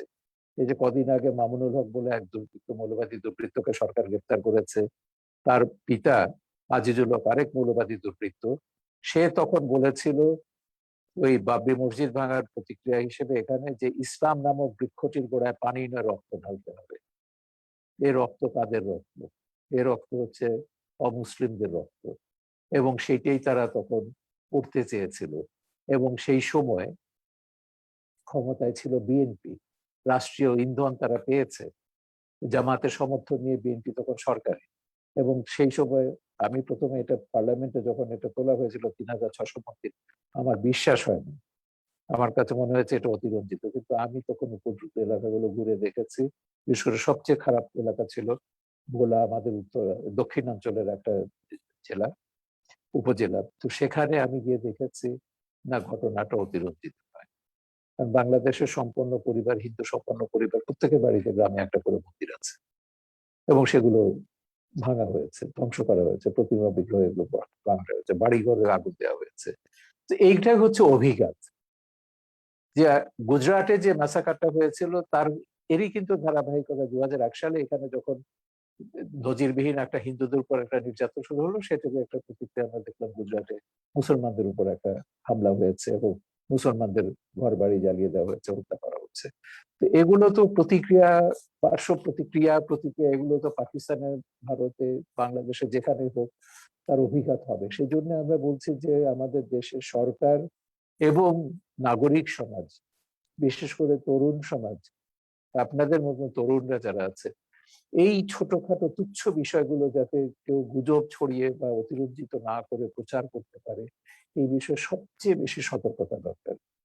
কারণ ওই যে বললাম, ভোলাতে আমি যখন গেছি তখন একজন হিন্দু মহিলা, 80 বছরের মতন বয়স হবে, বৃদ্ধা মহিলা, আমাকে তিনি এতটা অসহায়, যিনি বলছেন বাবা ওখানে তো বিতর্ক হচ্ছে, কি ঝগড়া হচ্ছে, বিচার হচ্ছে রাম মন্দির নিয়ে, আমরা তো রামের পূজারী নই, আমরা কৃষ্ণের পূজারী, আমাদের উপর কেন হামলা হবে? তার মানে ওই মহিলা ধরে নিয়েছেন যে রামের পূজারী হলে তার উপর হামলা করাটা বৈধ, সেটা করা যেতে পারে। তো এই যে মানুষের অসহায়তা, এগুলো আমার নিজের চোখে দেখা, আমার ছবিতে আছে, আমার লেখাতে আছে, আমার বইয়ে আছে এগুলো। তো মানবতার এত বড় বিপর্যয় যেটা সব দেশে ঘটছে, গোজরাতে ঘটেছে, গুজরাটের বিভিন্ন জায়গায় এলাম, আহমেদাবাদে ঘটেছে, তো বহু জায়গাতে এগুলো ঘটছে, পাকিস্তানে তো আকছার এগুলো ঘটছে, এবং সেখানে ব্লাসফেমি আইনের নামে যেভাবে ভিন্ন মত বা ভিন্ন ধর্মের মানুষকে যেভাবে ফাঁসিতে ঝোলানো হচ্ছে, তো এগুলো সবকিছুর বিরুদ্ধে আমাদের সতর্ক শুধু না, একটা কঠিন শক্তিশালী প্রতিরোধ গড়ে তুলতে হবে, নাগরিক প্রতিরোধ। মানুষের মনোজগৎ থেকে সাম্প্রদায়িকতা, মৌলবাদের যে অন্ধকার তামসিকতা, এটা ঝেঁটিয়ে বিদায় করে সেখানে ধর্মনিরপেক্ষতা, মানবতার আধিপত্য বিস্তার করতে হবে। স্যার এটা অস্বাভাবিক, স্যার এটা অস্বাভাবিক, দুটো কালচার অপোজিট কালচার হলে একসঙ্গে কোনোদিনও না, থাকতে পারবে না। আমি মনে করি না অপোজিট কালচার। আপনি যদি হিন্দু মুসলমানদের যদি ইতিহাস দেখেন, ইংরেজরা আসার আগে কটা সাম্প্রদায়িক দাঙ্গার ইতিহাস আপনি দেখাতে পারবেন? না স্যার, যদি সম্প্রীতির হাজারটা উদাহরণ আমি দেখাতে পারবো।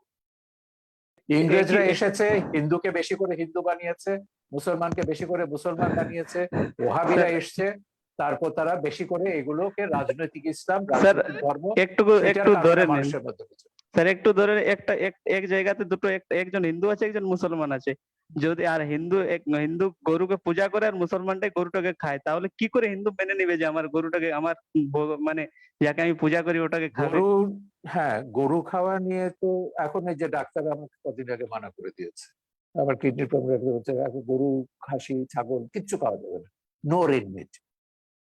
গরু তো এখন যেটা হচ্ছে যে ভারতবর্ষের হিন্দুরা কিন্তু বৈদিক যুগে গরু খেত। আপনি আপনি ঋগ্বেদ খুলে দেখুন, বৃষৎসর্গ যজ্ঞ বলে একটা যজ্ঞ আছে, সেখানে বৃষকে উৎসর্গ করতে হয়। কিন্তু সভ্যতার প্রয়োজনে ভারতবর্ষ যেহেতু একটা কৃষি সভ্যতার দেশ, এখানে কৃষি ভিত্তিক সমাজ, সেই জন্য গরুকে তারা করেছে না, হত্যা না করে গরুকে পালন করতে হবে। সেটা হচ্ছে সভ্যতার বিচার, এখানে ধর্মের কোনো বিষয় না, প্রয়োজনের বিষয়তে এসছে। আপনি কাশ্মীরে যান, কাশ্মীর যে জঙ্গি মৌলবাদীদের ছোবলে এত জর্জরিত হয়ে গেছে, কাশ্মীরে এখন শ্রীনগরে হিন্দু বলতে কিছুই নেই, যেটি এত বিদে করে দিয়েছে সে সমস্ত হিন্দুকে। কিন্তু সে কাশ্মীরে, আমি 2001 সালে কার্গিল যুদ্ধের পর এক্সটেন্সিভলি আমি কাশ্মীরে ঘুরেছি, কাশ্মীরের মুসলমানরা গরু খায় না। এবং এখন একটা নতুন ঘটনা নয়, এটা কাশ্মীরে যখন থেকে ইসলাম এসছে, হজরত নুরুদ্দিন ওয়ালি কাশ্মীরে ইসলাম প্রচার করেছেন, তখন থেকে কাশ্মীরের মুসলমানরা গরু খায় না। এটা নিয়ে কাশ্মীরের লিজেন্ড আছে। আমি যখন গেছি তখন তো ওই মুসলিম মৌলবাদীরা, জঙ্গিরা, জেহাদিরাও সেখানে তুঙ্গে, কাশ্মীরে সমস্ত সিনেমা হল বন্ধ, থিয়েটার বন্ধ, সবকিছু বন্ধ। তারপরে যেখানে রেস্টুরেন্টে গেছি লেখা আছে নো বিফ। তো এইটে আমরা কিন্তু দেখেছি। আবার গরু খাওয়ার জন্য আপনি সারা পৃথিবীর মানুষ গরু খাচ্ছে, খ্রিস্টানরা খাচ্ছে, বিয়েরা খাচ্ছে, ইউরোপে খাচ্ছে, আমেরিকা খাচ্ছে, কাউকে আপনি লিঞ্চিং করবেন? এটা তো মানবতা নয়, এটা ওটা কোনো নয়, ধর্ম হতে পারে না, এটা ধর্ম হতে পারে না, এটা স্যার আমি মানবতাও বলতে হতে বাধ্য পারে হচ্ছি, না। স্যার বিভ্রান্তিকর কথাবার্তাগুলোকে আর এন্টারটেইন করবেন না প্লিজ। এখানে সবার সময় কিন্তু নষ্ট হচ্ছে, সবাই একটা সুন্দর আলোচনা চায়। এই ধরনের মন্তব্য থেকে প্লিজ নিজেও আপনি বিরত থাকুন, হ্যাঁ। আপনাকে অনুরোধ করছি স্যার। না, আমি সেটাই বলছি যে এই বিষয়গুলো যে আপনি যেটা বলছেন, এটা আলাদা একটা আলোচনা রাখুন, রাষ্ট্রবিজ্ঞান স্যার তবে পাঠচক্র তবে আলাদা তো স্যার আলোচনা। কথা এড়িয়ে গেলে তো সমস্যার সমাধান আমি হয় না। এই আছে। আপনাকে আপনাকে বারবার সাম্প্রদায়িকতা বলেছি নিয়ে- লিখে আপনি প্রশ্ন করুন। স্যার আপনাকে বারবার বলেছি আপনি লিখে প্রশ্ন করুন, গৌরগোপাল, এইভাবে আপনি করবেন বিষয়টা না। কিন্তু, আচ্ছা গৌরগোপাল, আমি বলছি যে বিষয়টা কিন্তু খুব গুরুত্বপূর্ণ। আমাদের যদি মনোজগতে এই ধরনের অন্ধকার থাকে, এখান থেকে বেরিয়ে আসতে গেলে আলোচনা দরকার। তোমরা যদি আরেকটা আলোচনা করো আগামী মাসে বা সামনে কখনো, আমি নিশ্চয়ই সানন্দে এই সাম্প্রদায়িক সমস্যা কিভাবে মীমাংসা করতে হবে ইতিহাস থেকে উদাহরণ দিয়ে, সে ঋগ্বেদ থেকে উদাহরণ দিয়ে আমি এটা প্রমাণ করে দিতে পারবো, বা কোরআন থেকে উদাহরণ দিয়ে আমি প্রমাণ করতে পারবো। তো সম্প্রীতির কথা আমাদের সব ধর্মে বলা আছে, সেটাই শেষ কথা, যেটা আমি চণ্ডীদাসের কথা বলেছিলাম, সবার উপরে মানুষ সত্য, তাহার উপরে নেই। ওইটা মান্য করতে গেলে কোনো সমস্যা থাকবে না। হ্যাঁ, এরপরে প্রশ্ন কি বলবো? স্যার আর একটা প্রশ্ন আমি করছি, তারপরে আমি ধন্যবাদ জ্ঞাপনের জন্য বলবো। নিশ্চয়ই। ইমামুল ভাই হ্যাঁ, একটা প্রশ্ন করেছে যে ভারত বাংলাদেশ যে মৈত্রীর যে একটা খুব ভালো সম্পর্ক আছে, সেখানে কি আপনি মনে করেন খামতি আছে? মানে সে যদি খামতি থাকে সেগুলো সম্পর্কে যদি একটু সামান্য আলোচনা করেন। না, খামতি মানে বিরোধ তো থাকবেই, ভাই ভাই বিরোধ থাকে না? একটা পরিবারের মধ্যে কত কিছু নিয়ে বিরোধ হয়, ভাই বোনের মধ্যে, বাবা মার সঙ্গে, কিংবা বাবার সঙ্গে ছেলের। এইগুলো তো, দ্বন্দ্বগুলো বুঝতে হবে যে কি, যে বিরোধ বা দ্বন্দ্ব এগুলো বেশিরভাগই হচ্ছে অবৈরী, মানে শত্রুতামূলক নয়, ভুল বোঝাবুঝির কারণে হতে পারে, বা বাস্তব কোনো ঘটনার প্রেক্ষিতে, সেটা কিন্তু আলাপ আলোচনা করে মীমাংসা করতে হয়। আমাদের সমস্যাটা হয় যে অবৈরী দ্বন্দ্বগুলোকে আমরা বৈরী দ্বন্দ্ব করে ফেলি, সেখানে বিপদটা। পাকিস্তান ভারতের ক্ষেত্রে যে সমস্যাটা দেখা দিয়েছে, বিষয়টা কিন্তু অবৈরী দ্বন্দ্ব ছিল শুরুতে, এটাকে মীমাংসা করে, আলোচনা করে মীমাংসা করা যেত। এখন পাকিস্তানের সমস্যা হচ্ছে যেটা, যে রাষ্ট্রটা তৈরি হয়েছে ইসলামের দিক থেকে। এখন তারা যদি বলে যে কি না, আমরা ধর্ম নিরপেক্ষ হয়ে গেলাম, আমরা গণতান্ত্রিক হয়ে গেলাম, আমরা আর ইসলামিক রাষ্ট্র বলবো না, তাহলে তো প্রশ্ন করবে যে এখনকার জেনারেশন, তাহলে তোমরা দেশটা ভাগ করলে কেন? 10 লাখ মানুষকে জীবন দিতে হলো কেন? কয়েক কোটি মানুষের জীবন জীবিকা বিপর্যস্ত হতে হলো কেন? পাকিস্তানের প্রতিষ্ঠাতারা বা পাকিস্তানের রাষ্ট্রনায়করা এর কি জবাব দেবে? পাকিস্তানের ক্ষেত্রে সমস্যা একরকম, কিন্তু বাংলাদেশ ভারতের ক্ষেত্রে আমি মনে করি না এরকম কোনো সমস্যা থাকতে পারে যেটা আমরা আলাপ আলোচনা করে মীমাংসা করতে না পারবো। জনাব শাহরিয়ার কবির, আমি কাজী মুকুল। জি বলুন। এই একজন প্রশ্ন করেছেন সাম কেরি নামে, ওনার নামটা আমি কেরি দেখছি, যে বাংলাদেশের উৎপত্তি দক্ষিণপন্থীর ভিত্তিতে। আমি মনে করি আমাদের অবস্থান থেকে এই প্রশ্নের জবাব দেওয়া খুব জরুরি। আমি বাংলাদেশের উৎপত্তি কেন হয়েছে সেটা তো আমি শুরুতেই বলেছি, যে এটা নিছক স্বাধীনতার যুদ্ধ ছিল না, এটা মুক্তিযুদ্ধ ছিল। মুক্তিযুদ্ধের সেই নীতি, 4 মূলনীতি যেটা আমাদের সংবিধানে বিধৃত হয়েছে, এটা আমি মনে করি যে পৃথিবীর সবচেয়ে আধুনিক রাষ্ট্রের মধ্যে একটি, যেটা আমাদের রাষ্ট্রনায়কের স্বপ্ন ছিল, বঙ্গবন্ধুর স্বপ্ন ছিল যেটা, সেরকম একটা রাষ্ট্র হবে। দুর্ভাগ্যের বিষয়, মুক্তিযুদ্ধে আমরা বিজয়ী হয়েছি, সংবিধানে সেই 4 মূলনীতি যেটা হচ্ছে ধর্মনিরপেক্ষ, মানবতা, আমরা সংযুক্ত করতে পেরেছি, কিন্তু ওই যে 3.5 বছরের ভেতর জাতির পিতাকে নৃশংসভাবে হত্যা করা হলো, পরাজিত শক্তি, এবং তারপর থেকে আমাদের একটা দক্ষিণ পন্থার এখানে উত্থান ঘটেছে। কিন্তু বাংলাদেশের নাগরিক আন্দোলন, নাগরিক সমাজ কিন্তু এটা কখনো মেনে নেয়নি।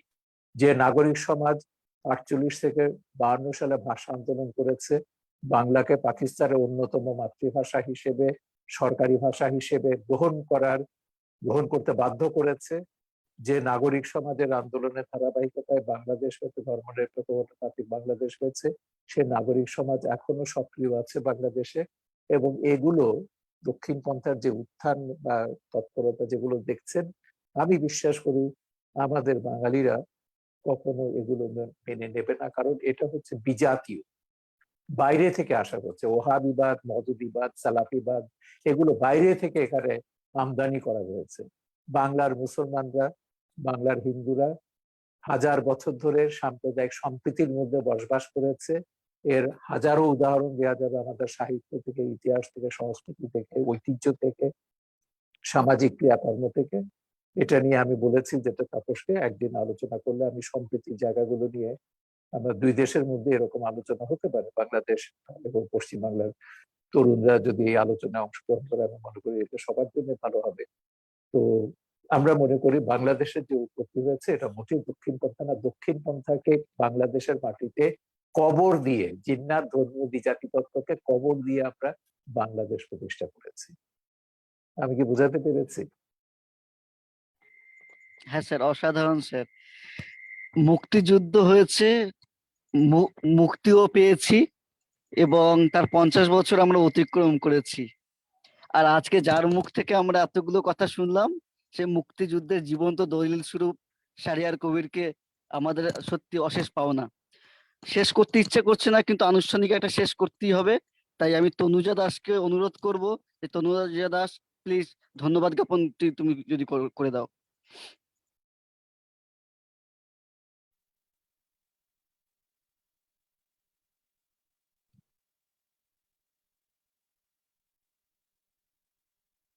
না, তরুণদের যুক্ত হতে সমস্যা হচ্ছে বোধহয়। না, ঠিক আছে, তোমাদের সবাইকে ধন্যবাদ আমাদের তরফ থেকে। আমাদের সাধারণ সম্পাদক, আমাদের 71 ঘাতক দ্বারা নিরূপণ সাধারণ সম্পাদক যুক্ত হয়েছে। স্যার বলছে স্যার বলছে। হুম। স্যার একটু বলছে। নিশ্চয়ই।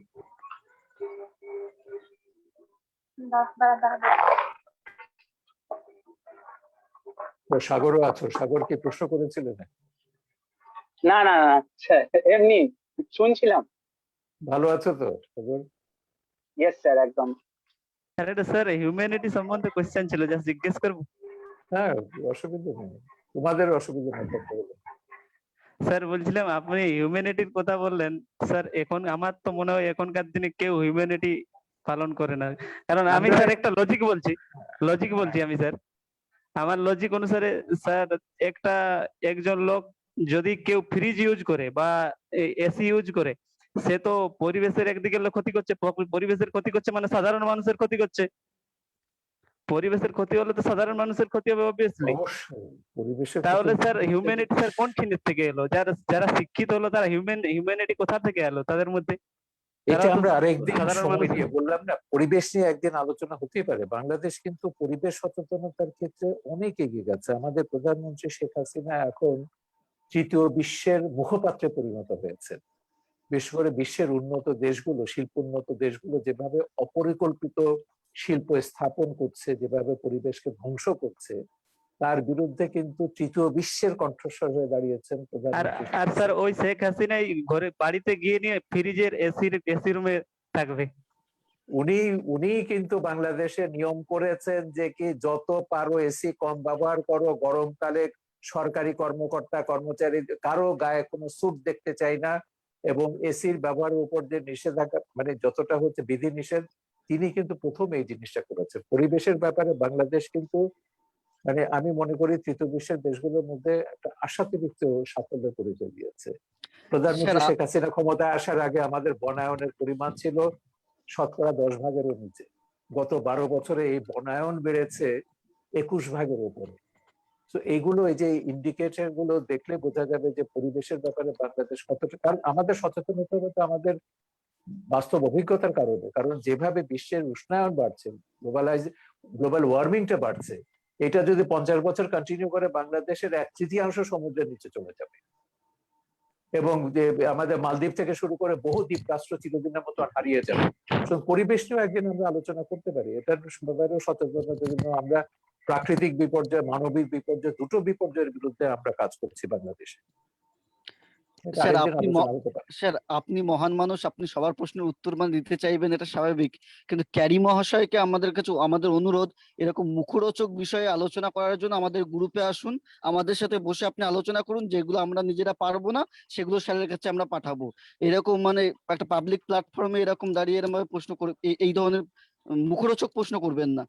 তনুজা কি শুনতে পাচ্ছ? তনুজা এখন, তনুজা যদি শুনতে পারো তাহলে একটু কনক্লুশনটা করে দেবে। এটা মুখরোচক কোশ্চেন। ও আপনি এরকম করে প্লিজ। আচ্ছা ঠিক আছে, আরেকদিন হবে ক্যারি, আরেকদিন আলোচনা করবো আমরা। আজকে তো শেষ করতে চাই। তনুজা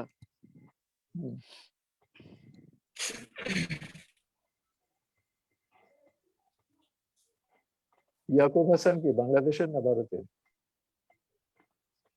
ভারতের স্যার, আচ্ছা, আমাদের খুব তনুজা, তুমি কি সহকর্মী। আছো? তনুজা, তনুজা স্পিকার অন করেছে কিন্তু শুনতে পাচ্ছ না। নেটওয়ার্ক প্রবলেম করছে। তনুজা শুনতে পাচ্ছো?